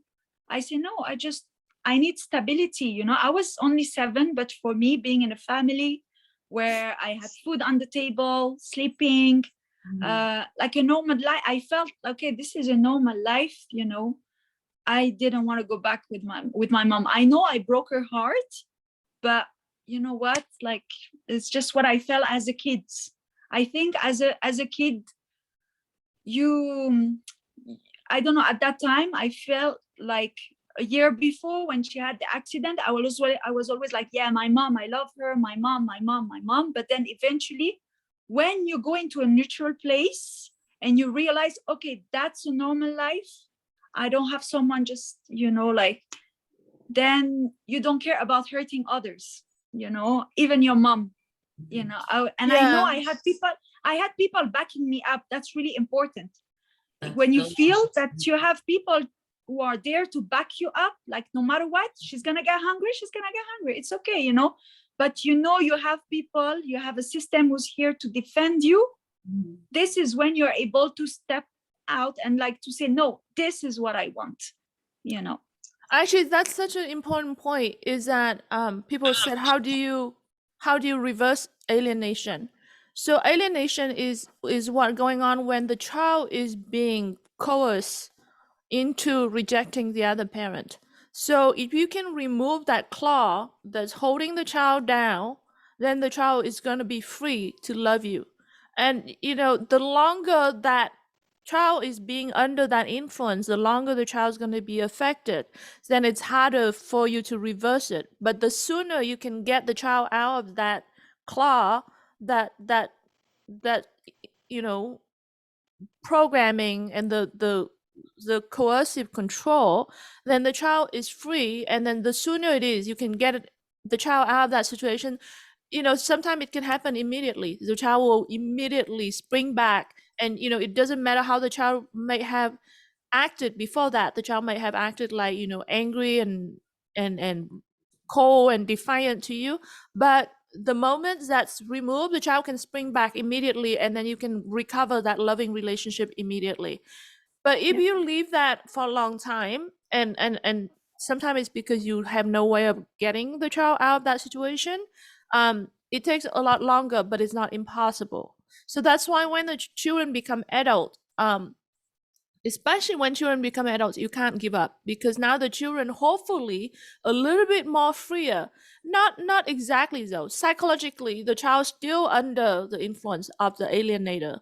So even though they are adult, you know, legally they are adult, but really they still, so you know, but you have to always try to get the child out of that influence, because the moment the child knows that the child is safe, then that's the time that the child can actually make their own decision and express. Right. express their love for you. So Justine, you let's talk about the impact of this. I mean, you mentioned a little bit. You said you have 20 operation and all that. Yeah, and I mean, obviously we know this. It has psychological impact on the children, but it does manifest as well into physical illness. So let's talk about the impact of this on you. Okay, so you're talking about mental anguish. There's a testing machine, and it's called SPECT, SPECT. And what it does is it looks at your brain and compares it to a normal brain. And they were able to diagnose depression, anxiety, PTSD, panic attacks, MTBI, and agoraphobia. And this is all because I had way too much stress and trauma as a child. And that's why I'm writing this book, so that no other child has to go through this. This is a book, I'm already a published author, but this is a book that at the end of the book, it asks questions like, do you see both of your parents? Do you feel like you want to cry but don't? You know, it's got a series of questions there, so that if an alienated or targeted parent reads the book with the child, they can interact and understand where the child is at mentally, because they don't know what's happening. All they know is they're being pulled by this parent, and that parent loves me, but I don't see this parent, and that parent loves me. So the last question is, how can this story help you? And my thought on this is, you know, my brother and I took two different roads, so we became the twin otters in the story. And I just made a very simple name, My Family Broke. And it just says, like, the first paragraph, we are twin sea otters. I'm Jessie and I'm Jules. We have the same problem, but feel differently about it. Jessie stutters, I'm so sad. I have a lump in my throat and my tummy feels yucky, and I'm trying not to cry. I don't want anyone to see me cry. I just feel really tired and want to hide. Jules says, I'm very angry. My face feels hot and turning red. I want to yell and smash things. So it says, what happened to Jessie and Jules that they feel so unhappy? And then it goes right into parent alienation, because there's no books out there for the kids. There's books out there for the adults, but there's nothing for the kids. And I was like, if I had this book or saw this book in the library when I was a kid, I'd be like, somebody talk to me about this. I need to answer these questions. It's very, very important that children don't go through this, but I think there's 3.9 million children in the USA alone that are going through this right now. So you talk about mental anguish and PTSD and all this. Talk to us more about the impact and the experience of how it affected you. You know, how do you have relationship issue? Do you have trust issues? Here's what happened. Yeah. This is such a great question. And Lindsay, you did it the same way I did it. You see what one parent's doing that's controlling you, you say, I'm going to live the opposite life. So my mother lives in filth. She's so embarrassed to have people over her house. You can smell it before you get to the house. So my house is spick and span. Anyone can drop by anytime. I don't care. You're welcome on in. She asked, can I have parties at your house? And I said, no, you clean your house and have parties. You know, that's not right. She tried to control me. She likes attention. I don't know what happened to her in her childhood, but she likes attention. So she had her friends make, it's really cute. It's like a little Etsy kind of a, you know, little friendly book. But when I first got it, I thought it was sweet, but then I realized, do not speak about my health to anybody. That is my business. And number two, do not use me as a pawn for your attention. And three, I never want pity. I'm a warrior. I don't know if you feel that way, Lindsay, but I'm a warrior. I don't want to be a victim. Now I don't want pity. You know, it's like, I am going to stand up and I'm going to make my life way better than what you did. I'm never going to live like that. So I flipped it. But the impact as a 10 or 11-year-old of repression And just now finding out a month ago, there's a thing called parental alienation. Wait, that happened to my brother and I need to tell him about this. Like, he knows what his demons are, but we were thrown into something that we had no control over. And he's so mad at my mother. The last time he spoke to her, he just swore the F word at her and told her everything she did wrong. She did not accept one piece of responsibility. She went to her alcoholic friends and got the validation she needed. No, nope, I don't buy it anymore. My denial has ended as of a month ago. So what about when you were younger? You mentioned about stomach knots and throat. Always, I was sick. I was at the nurse's office like every day. I didn't know why. I was sick every day because I miss my dad. And then you also shut down because you said you chose not to cry. So Yeah. you built a wall around you. You don't want to express yourself. You're not free to express yourself. Well, number one, I wasn't being listened to when I said, can I go to court? Don't leave New York. Stop drinking alcohol. Don't marry this horrible man. And I wasn't listened to. I was completely ignored. I had no voice. Like, this is the first forum in my life. Thank you so much, Petra, for letting me express what happened. I've never had this opportunity before, ever. Thank I you. really appreciate it. No, thank you for. You guys are very strong to be speaking up like this. Really, thank you. No, how did you get mad? It's actually, yeah, it's nice to share with people who have lived the same, you know, same story, kind of same story as us. But I'm trying to, like, most of people who will listen to that are people who are suffering from PA. But I'm trying to think, like, how can those people who are actually using their kids as a weapon listen to those words? And, you know, that's what I'm hoping for, is like for them to that's why we have to spread as much as possible, like, words and messages. And, you know, like, I hope, like, one day my ex-husband will read something on Facebook or whatever, and would say, wait, listen, maybe I went too far, you know, maybe that's what I'm hoping for, you know. And this what will save my kids, you know, from him, like, for him just to get, like, or because people around him don't speak about it, you know, they don't know about PA, they don't know about parental alienation, even in France. The last sentence of my book is exactly what you're saying. That yellow. The most. Yeah, I cannot read. Yeah. The most important people are the children. That's the last sentence of the book. Yeah. So that's there's such a lack of awareness, public awareness on this issue. Even though parental alienation is a very widespread phenomena, it's affected millions and millions of parents and children, and it's a very serious form of domestic violence and child abuse. It leaves long-term impact in our lives. And I mean, Justine, she's a strong woman, and she said, "I'm a warrior."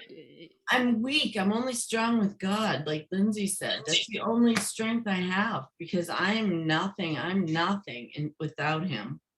Yeah, and you said, you know, you're a warrior, but really it impacted you, because you said, I have 20 of surgery and I still need 4 more. And you said, I have 5 neurosurgeries. Yeah, My body took it in, and there's a book out right now called The Body Keeps the Score. And it talks about the relation between trauma and stress and what happens to your physical body and your mental faculties. Yeah, we've been trying to get him to come and do the interview with us. It's an amazing book, and we talk about that book quite a lot here. But yeah, but even though you said that you're a warrior, but really it's impacted you, because, you know, and you said, you know, I live differently. I chose to be different than the alienator. I saw that as an example, as a role model of what not to do. But yet you're being strong at a cost. It's a huge cost because you couldn't cry, you couldn't express yourself. Obviously, you shut yourself down. You trying to be strong, so you couldn't express your emotions, so you couldn't, and then you carry it in your cell, and that's why you said you do the brain tumor. You have the brain tumor. You do the scan, and you see PTSD and all the other things. That's because you are paying that cost within yourself. So really, the damage, the impact is huge. And yes, we need to change the public awareness on this issue. And this is exactly why I wanted to do this event series. It's so important because in the past, the conversation and the dialogue out there has always been, oh, it's the fathers are bad or the mothers are bad, like this is the father right versus the mother rights, and this is, the issues between the family court and all that. No, this is children issue. This is a child abuse problem, and the fact that the world doesn't recognize that is a big problem. And so we have to speak up because people can't deny our experience.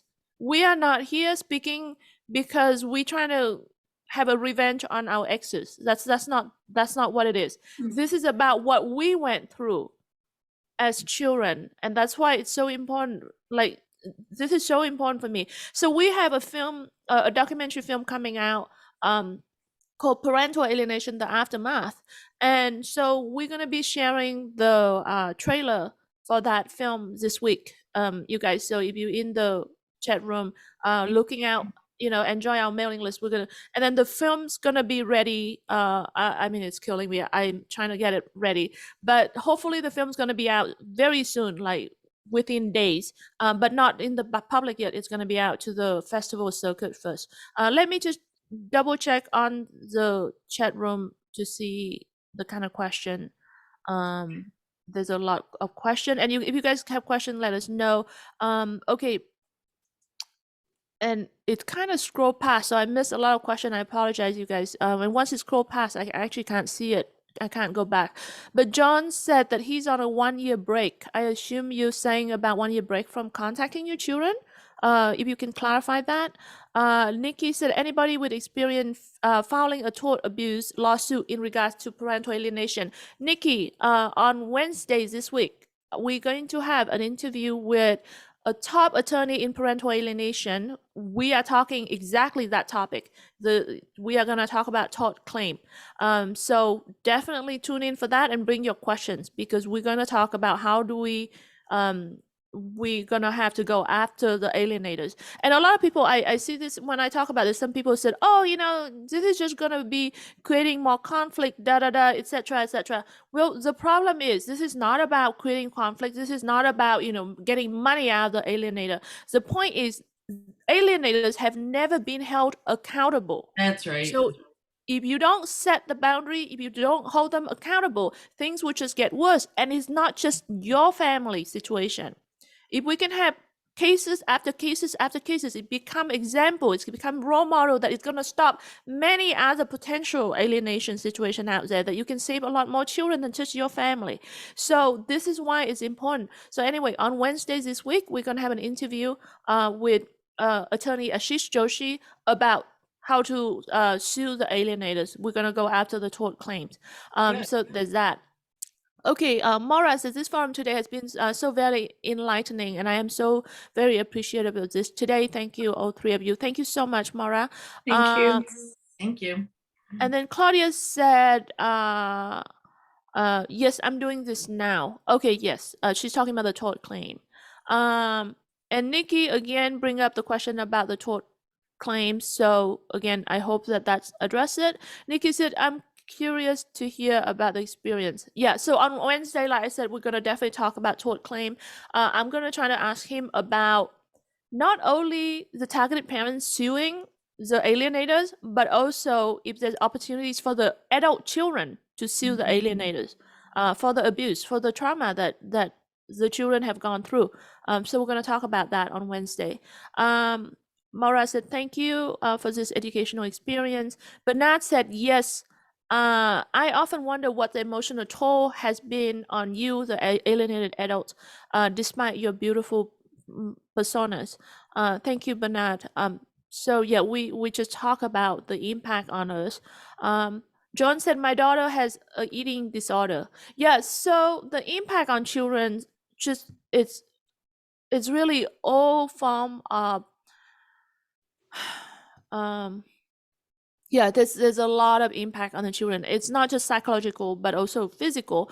I mean, there's a study in the 90s by the CDC and Kaiser Permanente. They did a study on over 17,000 people, and they did this adverse childhood experience, and they look at how the trauma in the children life impacts the life of the children into the adulthood, and they found all sort of things, from causing cancer, causing, not just internalizing problem like anxiety, depression, suicidal ideation, alcohol and drug substance abuse and dependency, not just those, but also like into externalizing problem like physical illness, like we're talking about tumor, like Christine just talked about today, and then also cancer.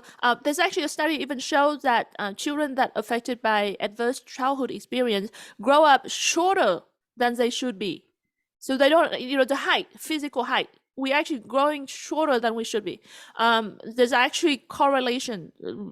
Peer review research has shown that, showing early death and all sort of things. So yeah, the trauma is huge, and we're not just talking about some distant theoretical research. We're looking at real people right here in this room that you are seeing right now, and we've been doing this event every month. You're seeing people that we interview every month on this topic, and then sometimes we even interview outside of those series where we show you the after behind the scene of the filming as well. So yeah, it's really big.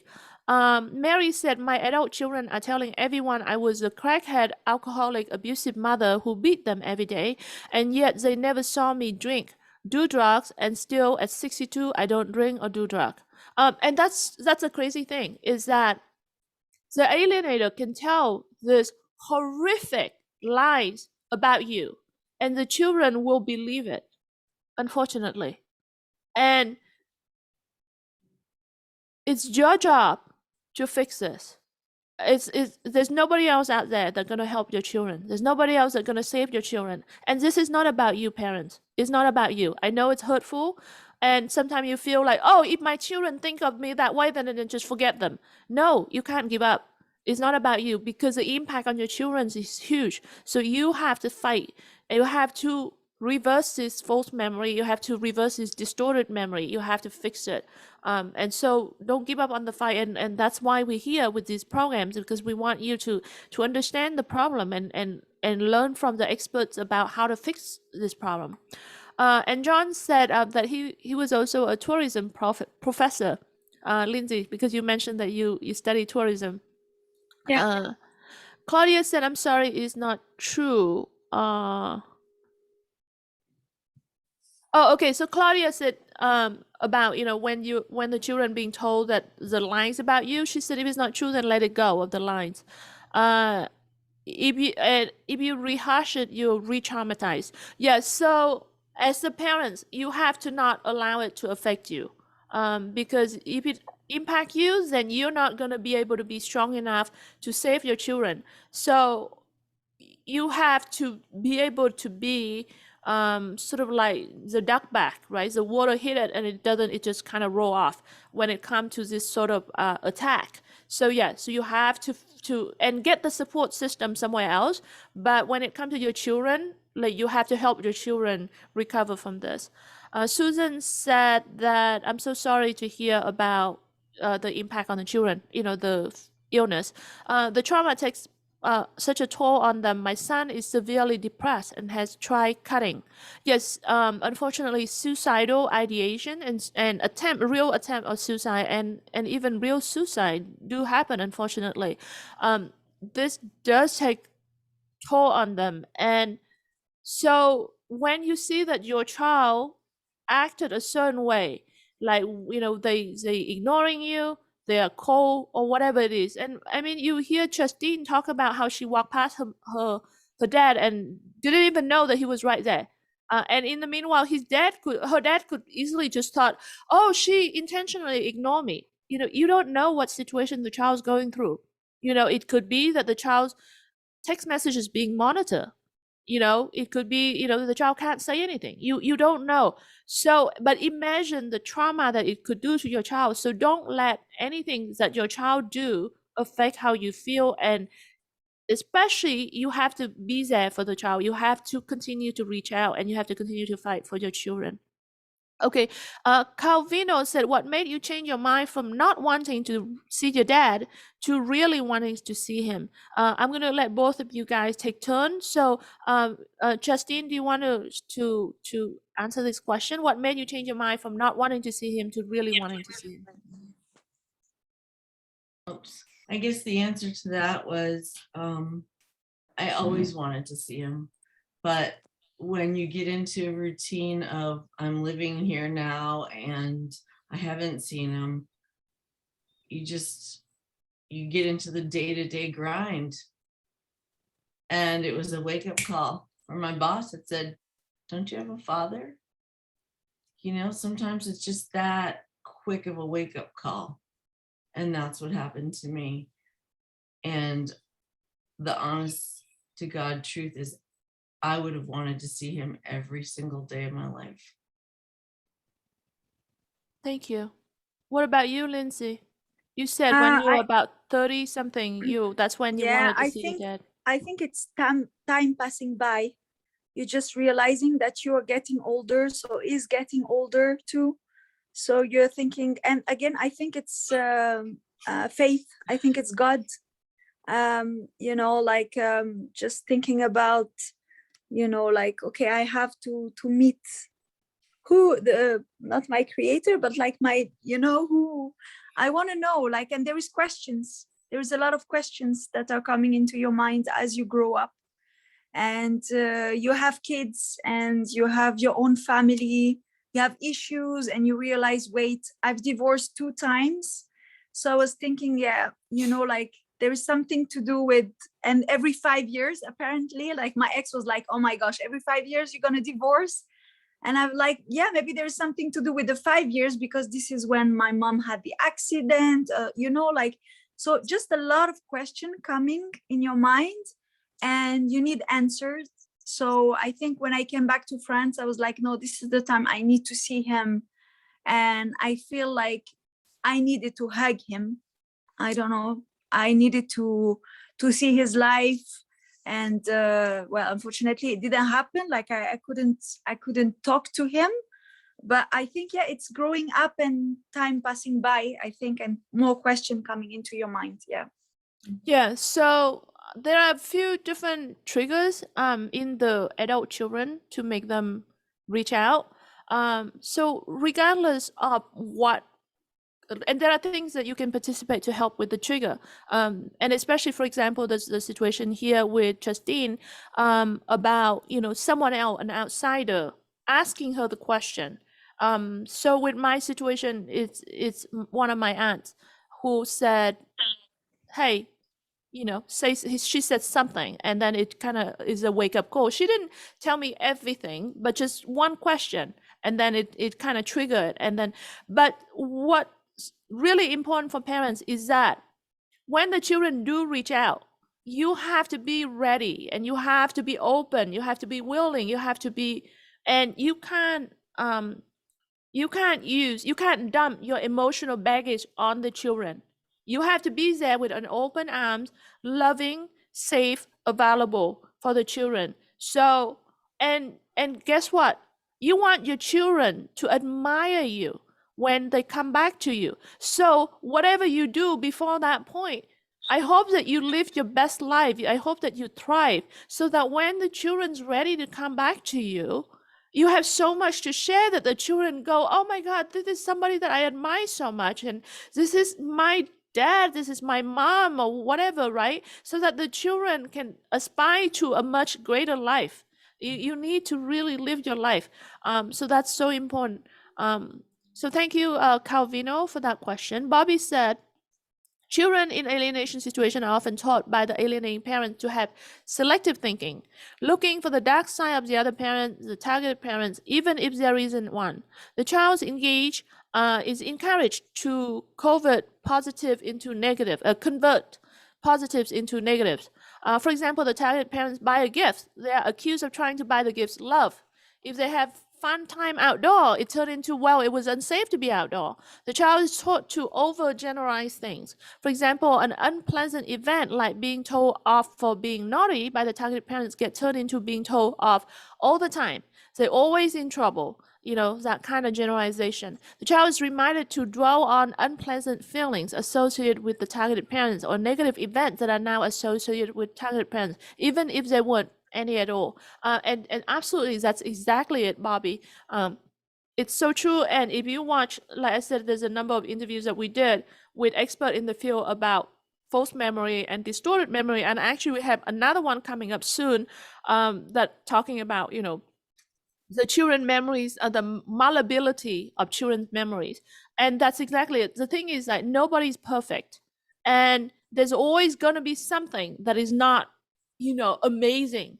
And so the alienators would use that and target that. And then really, it's just kind of twisted a little bit. It doesn't take much. It's shocking, but it doesn't take much to make the child turn against you and think of all the negative things about you. And that's the unfortunate thing. But there's a lot that you can also do to reverse that. So understanding it is really important. Bernard said, good job on Lindsay's uncle. Because when Lindsay went to see her dad, her uncle started to tell her the truth, a bit of the truth about her mother. So Yes. yeah, and that's the thing, we need more of the public to speak up. And this is the thing, I would go and give talk about parental alienation in different places, not just to the parental alienation audience, but the general public. I try to go and do as many events and podcasts and things and interviews as possible, because I want, like Lindsay said, we don't want to just talk to the victims of parental alienation. We need the public to hear about this. And a lot of the time people would say, oh yeah, I do see this. I see this, you know, yeah, this happened to my, etc., right? But people never speak up. They always think that this is a personal problem, is a private issue that should be behind the closed door, or it's too much drama. We need the public to speak up. We need the outsider to speak up, because if we turn our blind eyes away from child abuse, it's just gonna keep fester in the dark. We really need the public to speak up. So yeah, definitely good job on Lindsay's uncle. And when you talk about like child abuse, like people will look at you like, what is she talking about? Like, you know, for them abusing is only sexual abuse or molesting, like it has to be something, you know, but for them they don't see the psychological impact. So they're like, come on, as long as he's in good health. This is what everybody's telling me. Listen, is with his dad, is in good health, that's the most important. That's, everyone is telling me that. Just like, let him grow up, he will come back at you, you know, is in good health, his dad is not hitting him or whatever. So just be patient, you know. And yeah, we as a society overlook the psychological impact. So in general, like exactly the point you said is that, so physical and sexual abuse are being treated with much higher level of urgency and seriousness, and psychological abuse are being overlooked. Even though there have been studies, like for example, there's a study by Dr. Spinazzola. He did a study of over 5,000 children, those that were physically abused, sexually abused, and psychological abuse. And he did a study on these three types of children, and some that are being abused by multiple ways. And his studies show that psychological abuse has the same damage as physical or sexual abuse. And yet, as a society, we overlook psychological abuse. I mean, like, we work a lot with Texas when it comes to legislation. And you look at the legislation, even in the text of the law, you can see, oh, when the child is being sexually abused, here is what you do, the Department of Protective Service, here is a procedure, da, da, da, and then when it comes to the police, okay, there's sexual abuse or physical abuse, this is what you do, X, Y, and Z. There's a criminal code for child abuse when it comes to physical and sexual abuse, but there's nothing for psychological abuse. And it's a very big problem out there, is that we need to change the mindset, the public mindset, and not just the public, the professional, the system need to change too. And then Bernard said, I wish to God that someone would tell the same. Oh, I wish to God that someone would tell the same truth to my adult daughter. Yes, we need more people speaking up, and we hope that your daughter run into one of our programs. If you guys could please share, please like this video. The more interaction that you have, it will help spreading the word. Facebook has its algorithm, so the more comments you have in the video, the more question, the more share, the more like, the more it's going to spread out. That's the way social media work, and we also post this on YouTube as well. So the more exposure it has, then the more it's going to get out to more people. So if we can get the words out more, then the chances of your children running into programs like this is higher, and hopefully it could be a wake-up call for your children. Bobby said, I've been alienated from my 4 children for 5 years now. I reach out to them constantly and sending them gifts all the time, and yet they never reach back out to me. My oldest daughter now in college, and I don't know her mailing address, and she has blocked me on her phones. If you have any advice on ways that I can contact her, just let her know I'm thinking of her, or to send her gift. I appreciate any help you can give me. Thank you so much for your courage in sharing your stories. Bobby, physical gift is challenging, but there are ways of sending, and this is not just for Bobby, for other parents as well. Sometimes it's not about physical gift, but definitely reaching out and staying in touch digitally is important. If you don't have her email address, but that she go to college, then that's the first place to start. You could try to figure out who going to the same school, who could potentially, what kind of classes that she take, and then from there you could find out friends that go to the same school with her, or different ways. There are, really, if you want to find her email address, you can. I do wanted to talk a little bit about how you reach out to children, but hopefully another time. But one thing I would say is be careful of overloading emotion when it comes to reaching out to your children. Sometimes parents will reach out to children and say, oh my God, I love you so much, and you're, blah, blah, blah, blah, blah, blah, and how I never given up on you. I'm here to, and that's sweet and that's nice, but think about the children that has been alienated for so long and have been hurt from you. And so be sort of light touch on how you're reaching out, like stay positive, and really when you haven't talked to your child for a long time, and then the child receives this big loaded, emotionally loaded text message or email or whatever, it's actually a burden on the child, because imagine how the child is really confused and already like distant and struggle, and now it's like it's a burden that the child feel like, oh, now you are expecting them to respond back with the same level of emotional, encouragement kind of thing. So instead of doing that, have no expectation, and then reach out to your child with something a little bit more lightweight and a little bit more positive, and giving them something easy to respond to. When you text your child, it could be about, it's Christmas coming up, or Halloween is coming up, are you going to be dressing up? Something simple enough that it's a little bit more remote, but at the same time, do the ask. Meaning, if you want to see your child, you should ask it, because sometimes parents are also too scared to ask. So do the ask and go, I would love to see you, even if just for coffee, for 5 minutes, 10 minutes, I would love to see you. Something that it seemed like not a burden, like easy commitment, because it's a step process. You need to start getting the child to be comfortable saying yes to you. It's just like the sale process. Like if people that are trained in sale, you're probably familiar with this. You want the person to get used to saying yes to you. So, trying to get the child to say yes to something simple enough. And then, slowly you can, when the child start to, you need to build that up. We're going to have, like I said, we're going to do an event where we'll talk more about communication with your children, hopefully soon. But I just wanted to touch on a few points like that. And in terms of, contact, if you don't have contact, at the very worst scenario where you couldn't figure out any way at all, is to hire a private detective. But, but there's a lot of things that you can do before you need to do that. There are people that you could probably potentially reach out to find out. You could figure out, if you know the school, you could figure out ways of reaching out to your children. Carolyn said, are there support groups that we can get our kids into for this? Yeah, I don't know of it. We do have a Facebook group for the adult children of parental alienation. I think it's called Children of Parental Alienation Support Group on Facebook. So you look that up. But we haven't really done a lot with that. I apologize.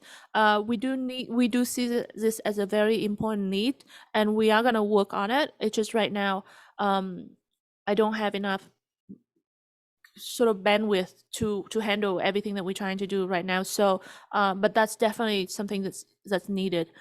Jen said, thank you for sharing, Justine and Lindsay. What advice do you have for us parents that are alienated from our kids for years? Do you guys want to, Justine, do you want to? I just want to back up to that last question on groups. There's a group called Parental Alienation Awareness on Facebook.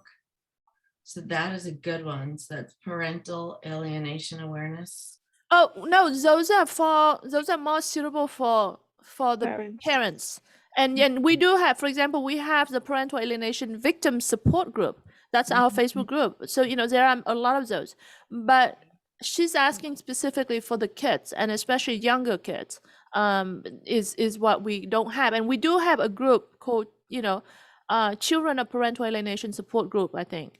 And that's our group on Facebook as well. And that in that group, it's just, I think it's all the adult children of parental alienation, but we're not doing a lot with it. But the support for the younger children is what missing.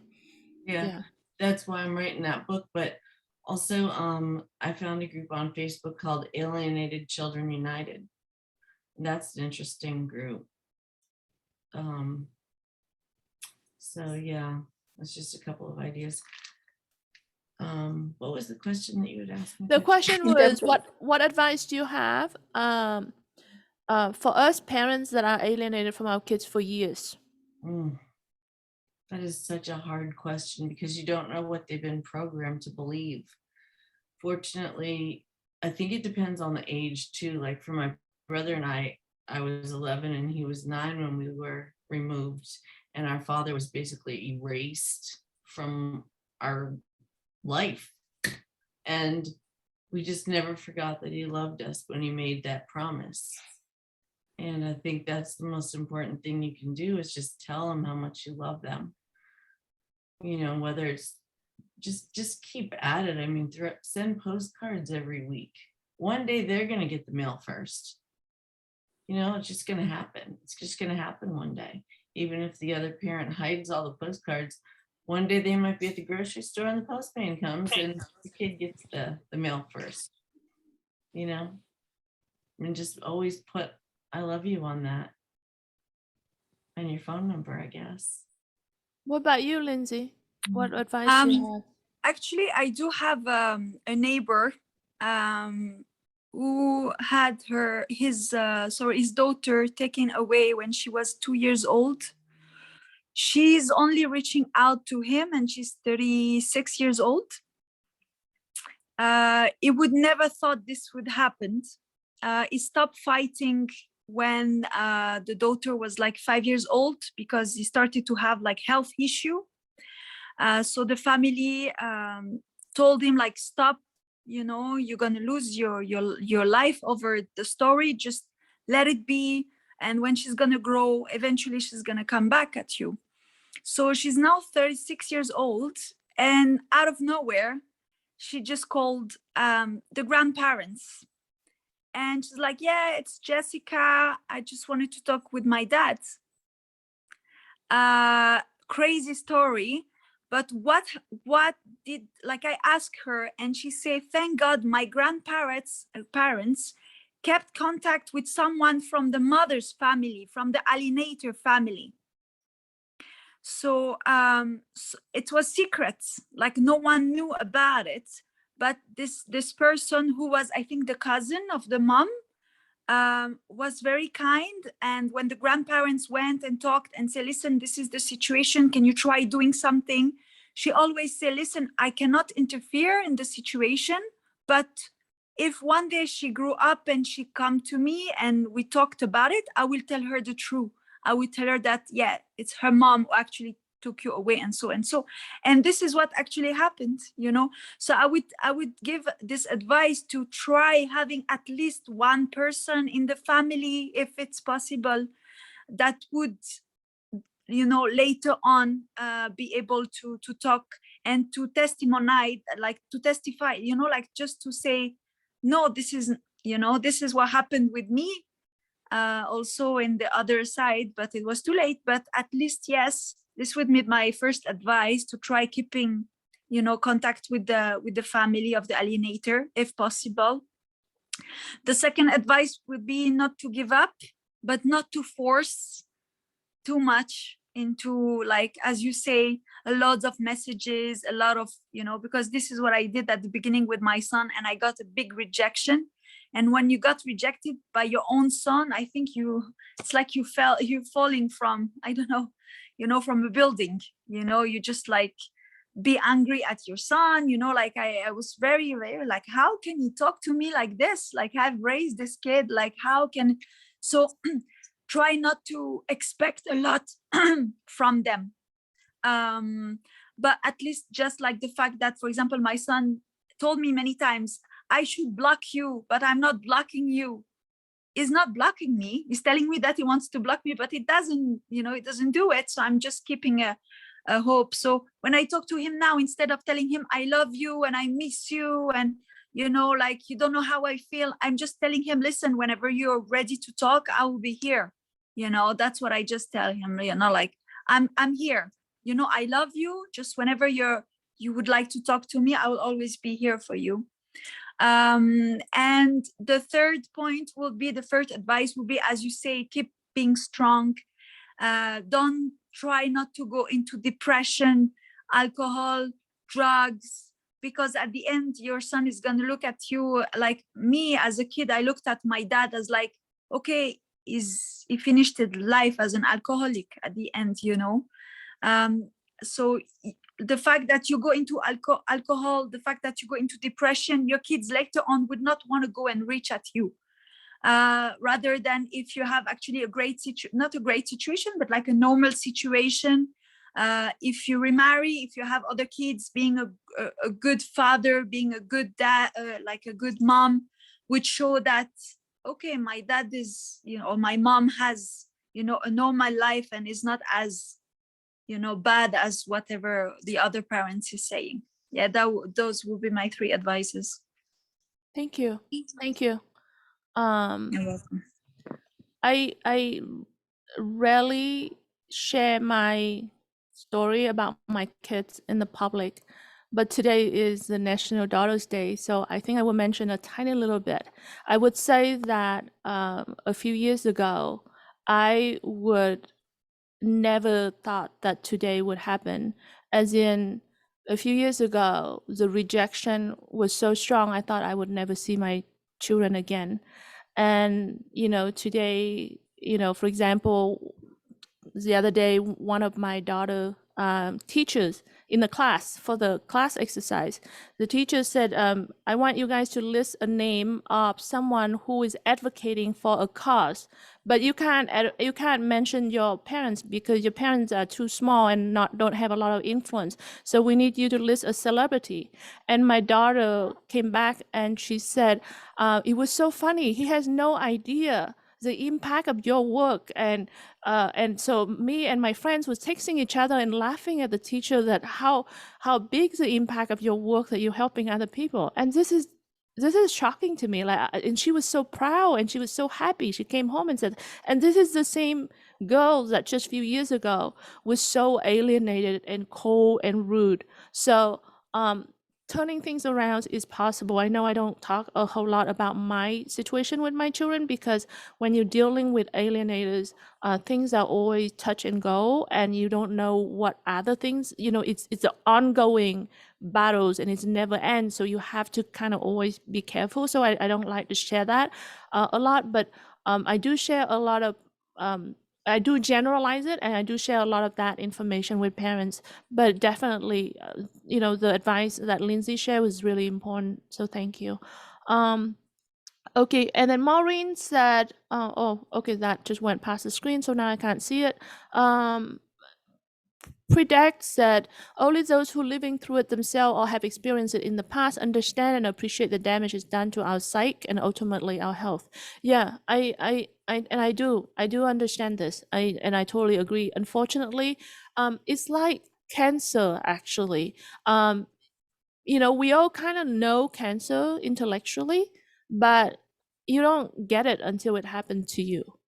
Really, it's a lot of the time it's a intellectual process and you don't understand it. Bernard said looking forward to the trailer and then the film. Thank you, Bernard. Yeah, I'll get the trailer out this week. It's still kind of rough actually, but I'll share it this week.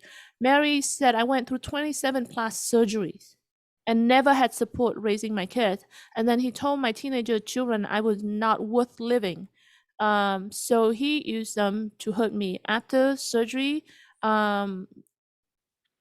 I would die. My children went through so much trauma from their father who didn't want their mother to live. Yeah, it's really horrific.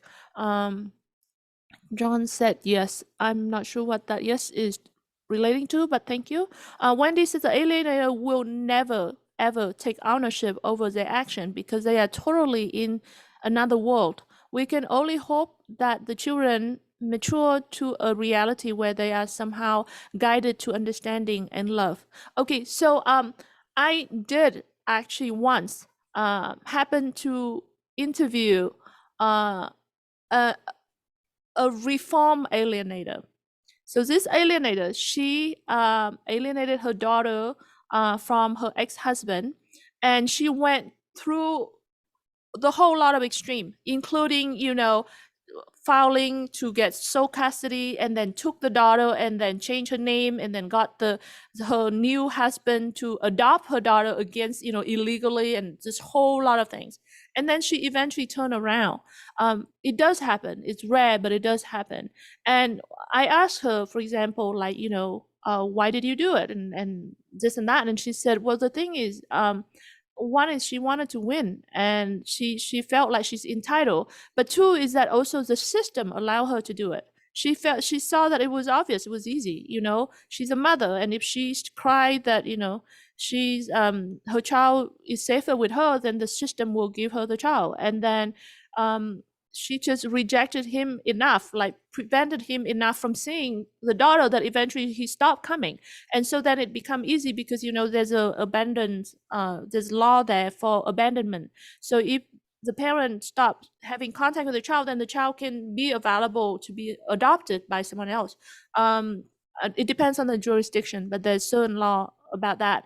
So, and then she also, filing lawsuit that doesn't notify the other parent, pretending like that the paperwork was served, things like that. She really went through the whole extreme, but she did turn around. And then so eventually she apologized to her daughter and put an effort in to rebuild their relationship. So she reached out to her ex-husband, apologized to him, and then really helped them reconnected. And so now apparently, they now have a good relationship.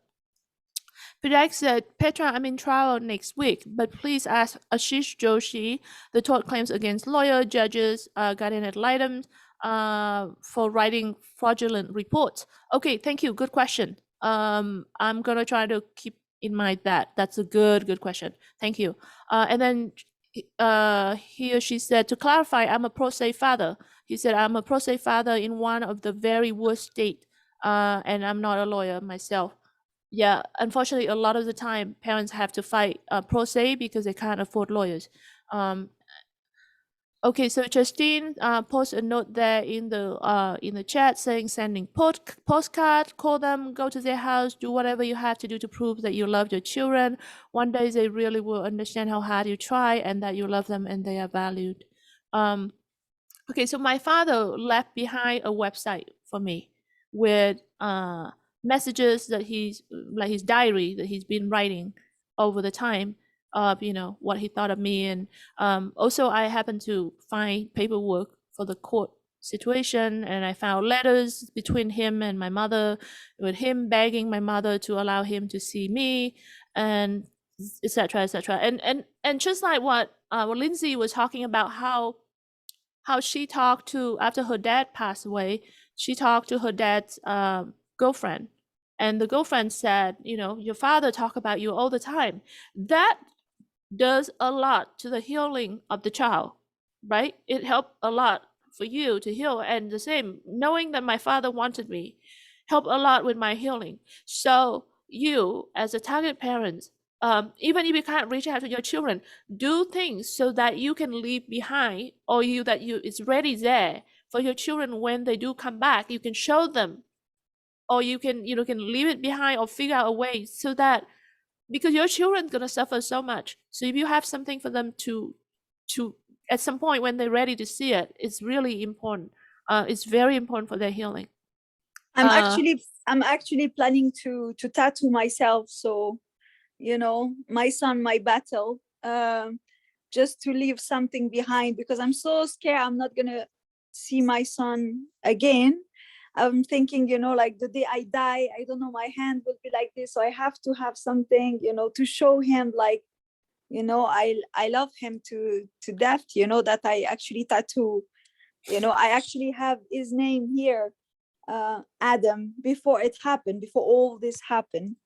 But I don't know, I was just thinking of having a tattoo as a sign of, yeah.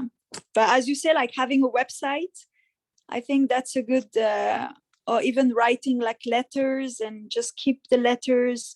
Yeah. And a diary is really good to actually have. Yes. Yeah, and today with social media, children are online all the time. So having a digital footprint is important, because then the children at some point they're gonna be curious, even if they don't respond to you, they're gonna Google you. So having digital footprint for them to find you and to see traces that you love them is gonna help a lot with that recovery. Okay, so Pradak said, well, it's about both. You cannot separate the well-being of children and those of their good and non-toxic, non-alienating parents. Okay. Okay, so Justine gives some more comments, some more advice in the chat room. And then Calvino said, Australian court system do not recognize parental alienation. Ironic, because Aussie always follow Americans. So actually, it's not entirely true. The Australian court system does recognize parental alienation. The same with in the US. I do see parents say that a lot. Oh, the court doesn't recognize parental alienation. The court does recognize parental alienation almost everywhere in the world.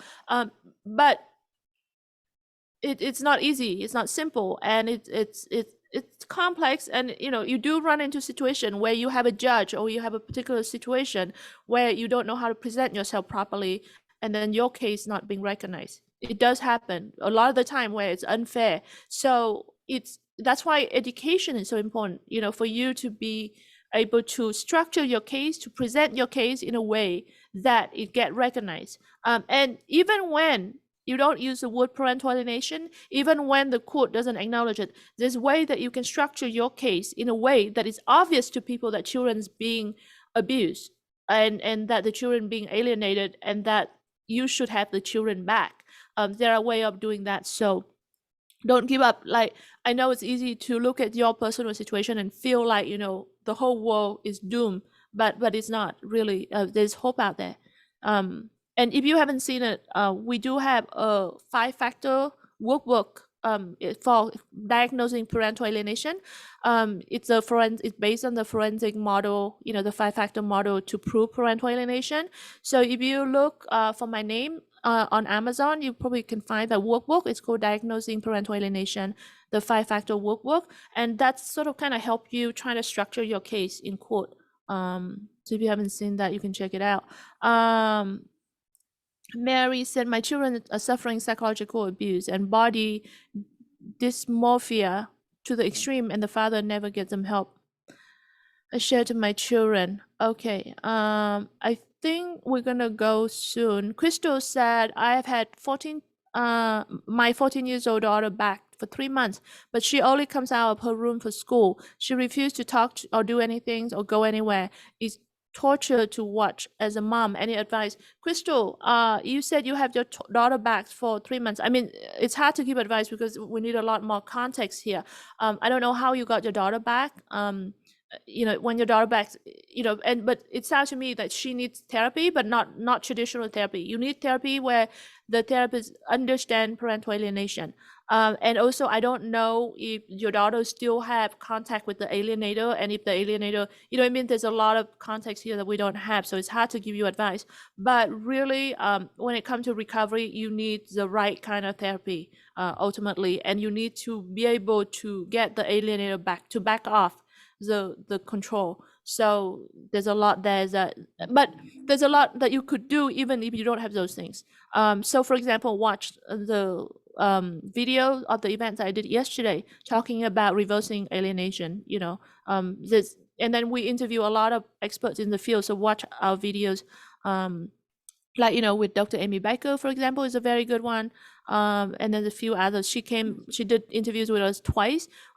So there's a bunch of psychologists and psychiatrists that we interview as well. So look for that. Dr. William Burnett, Dr. Steve Miller, Dr. Lindenberg, Dr. Stanley Klewa. So there's a lot of those interviews that's specifically talking about what do you do as targeted parent to repair the relationship with your children. So look for those interviews. Mary said, I belong to 35 parental alienation support group and share to all. Okay. So I think feel free to post more questions. I know that Justine is in the chat room answering a lot of questions. Thank you, Justine. And also, Lindsay, if you have time as well, check out the question and see if you can help the parents. But if you guys have more questions, feel free to post in there. And then when they have time, they will respond to you. And so really, I'm so grateful for both of you guys. Thank you so much. Is there any parting thoughts that you wanted to add before we go? Justine? Yeah, I was thinking of something. I forgot. Can you come right back to me? Yeah, no worries. What about Lindsay? Go ahead. No, I just wanted to thank you. Thank you to all also the Facebook page support, because this is what really helped me understanding the situation and thinking, okay, I'm not crazy. There is people like me. And I think it's big support, because even our family around don't know about it. Very difficult to I'm always talking to my sister and I'm thinking, oh my God, I must have, really, I always tell her, what's parental alienation? What we've, went through, and, I'm so happy to learn every day about it. So thank you so much. And I think, just keep spreading words, keep doing what you're doing, because it's a really big support for parents in our situation. And it really help us understanding the situation and fight and know how to it's great. I mean, thank you so much. Thank you. So I just saw something in the chat room. Mary said she married an alienated adult child, and then now he alienated her from her children. And that's the thing. The trauma in the children, we as adult children of parental alienation do get affected, and we are not, a lot of us, are still damaged, really, really damaged. And so you can come out as someone that trying to do the good thing, or you can come out as someone that try to revenge the world because you feel like the rest of the world is against you. So like really, it's yeah. Justine, go ahead. Yeah. Yeah, I just had a memory. My in-laws and all my husband's family are still in New England. And we went up there a couple of months ago, and I started sleepwalking, which I've never done before, Wow. not to my knowledge. But what happened was, the third night that I did it, I curled up into the fetal position, and my husband started filming me on his camera, and I was asking him to call my father that I'm not supposed to be in New Hampshire. I'm supposed to be in New York, and I need him to call. And I gave my husband the phone number, and he said, well, he was trying to talk to me. This is how damaging it is. Oh my God, this is like decades later. You're an adult, and your father passed. 40 years later. Your father had passed, and now you're sleepwalking. I was sleepwalking when I got to New Hampshire. The first few nights were okay, but then it was like starting to remind me I was held hostage in this state. Wow. And it got harder and harder and harder. And then it just started coming out as sleepwalking. So the first night, my husband said, I went to the kitchen, my eyes were closed, and I poured juice and I drank it, and I talked to him for a few minutes, got back in bed. Then the next night, he said, I went outside and I played Amazing Grace on my harmonica, and then he talked me into coming back to bed. And then the third night, I refused to get in bed. I told him he was old and I couldn't get in bed with an old person.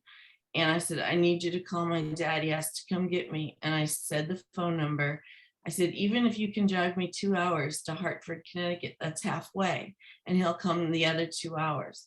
It was so terrible when he showed it to me. It broke my heart, because that's the inner child in us. That never goes away. And that's the damage that happens to us. It's horrible. Wow. And when he showed me the video and I watched it, I was just like, oh my God. Wow. It was terrible. But wow, I'm so sorry. Thank you so much for this forum, because I've never been even able to express that. It's just like, wow, that is shocking. If you think that your child doesn't love you anymore, you are so wrong. They're just kids. They don't know what they're doing. They really don't. They're going to change your mind one day if you are persistent, but be persistent, or just have that moment like my dad had with us, where he sat down and said, I promise I will love you forever. Make them know it. Just make them know it. Thank you so much, Petra, for this opportunity. Thank and Lindsay, you. I appreciate all of your words. It's very important. Thank you so much. So Predak was just trying to explain his question about the context. So I think he asked a question about the damage to children versus the damage to the targeted parent. I want to show you guys this paper. I just want to share the screen with you guys, this paper. This paper here is by Dr. Jennifer Hammond from Colorado State University, and Edward Crook from University of British Columbia, and Dennis Hines from Clark University. And this is called Parental Alienation, Alienating Behaviors, an Acknowledged Form of Family Violence. It's from the American Psychological Association paper. It's a psychological bulletin from the APA. So this is a peer-reviewed publication, you guys, and it's an amazing, it's a very in-depth, comprehensive paper that discusses the damage to why it's a form of family violence to the targeted parents. All these different form, and then it's also then talk about the impact on the children. So this is a good paper when you wanted to understand the impact on the children versus the impact on the parents. So yeah, here is also talking about all these manifestation on the children. Emotional, psychological aggression, child neglect, physical, sexual aggression, legal and aggression, etc., etc. So anyway, that I just wanted to share that with you guys if you wanted to look that up and predict, because you were asking the question.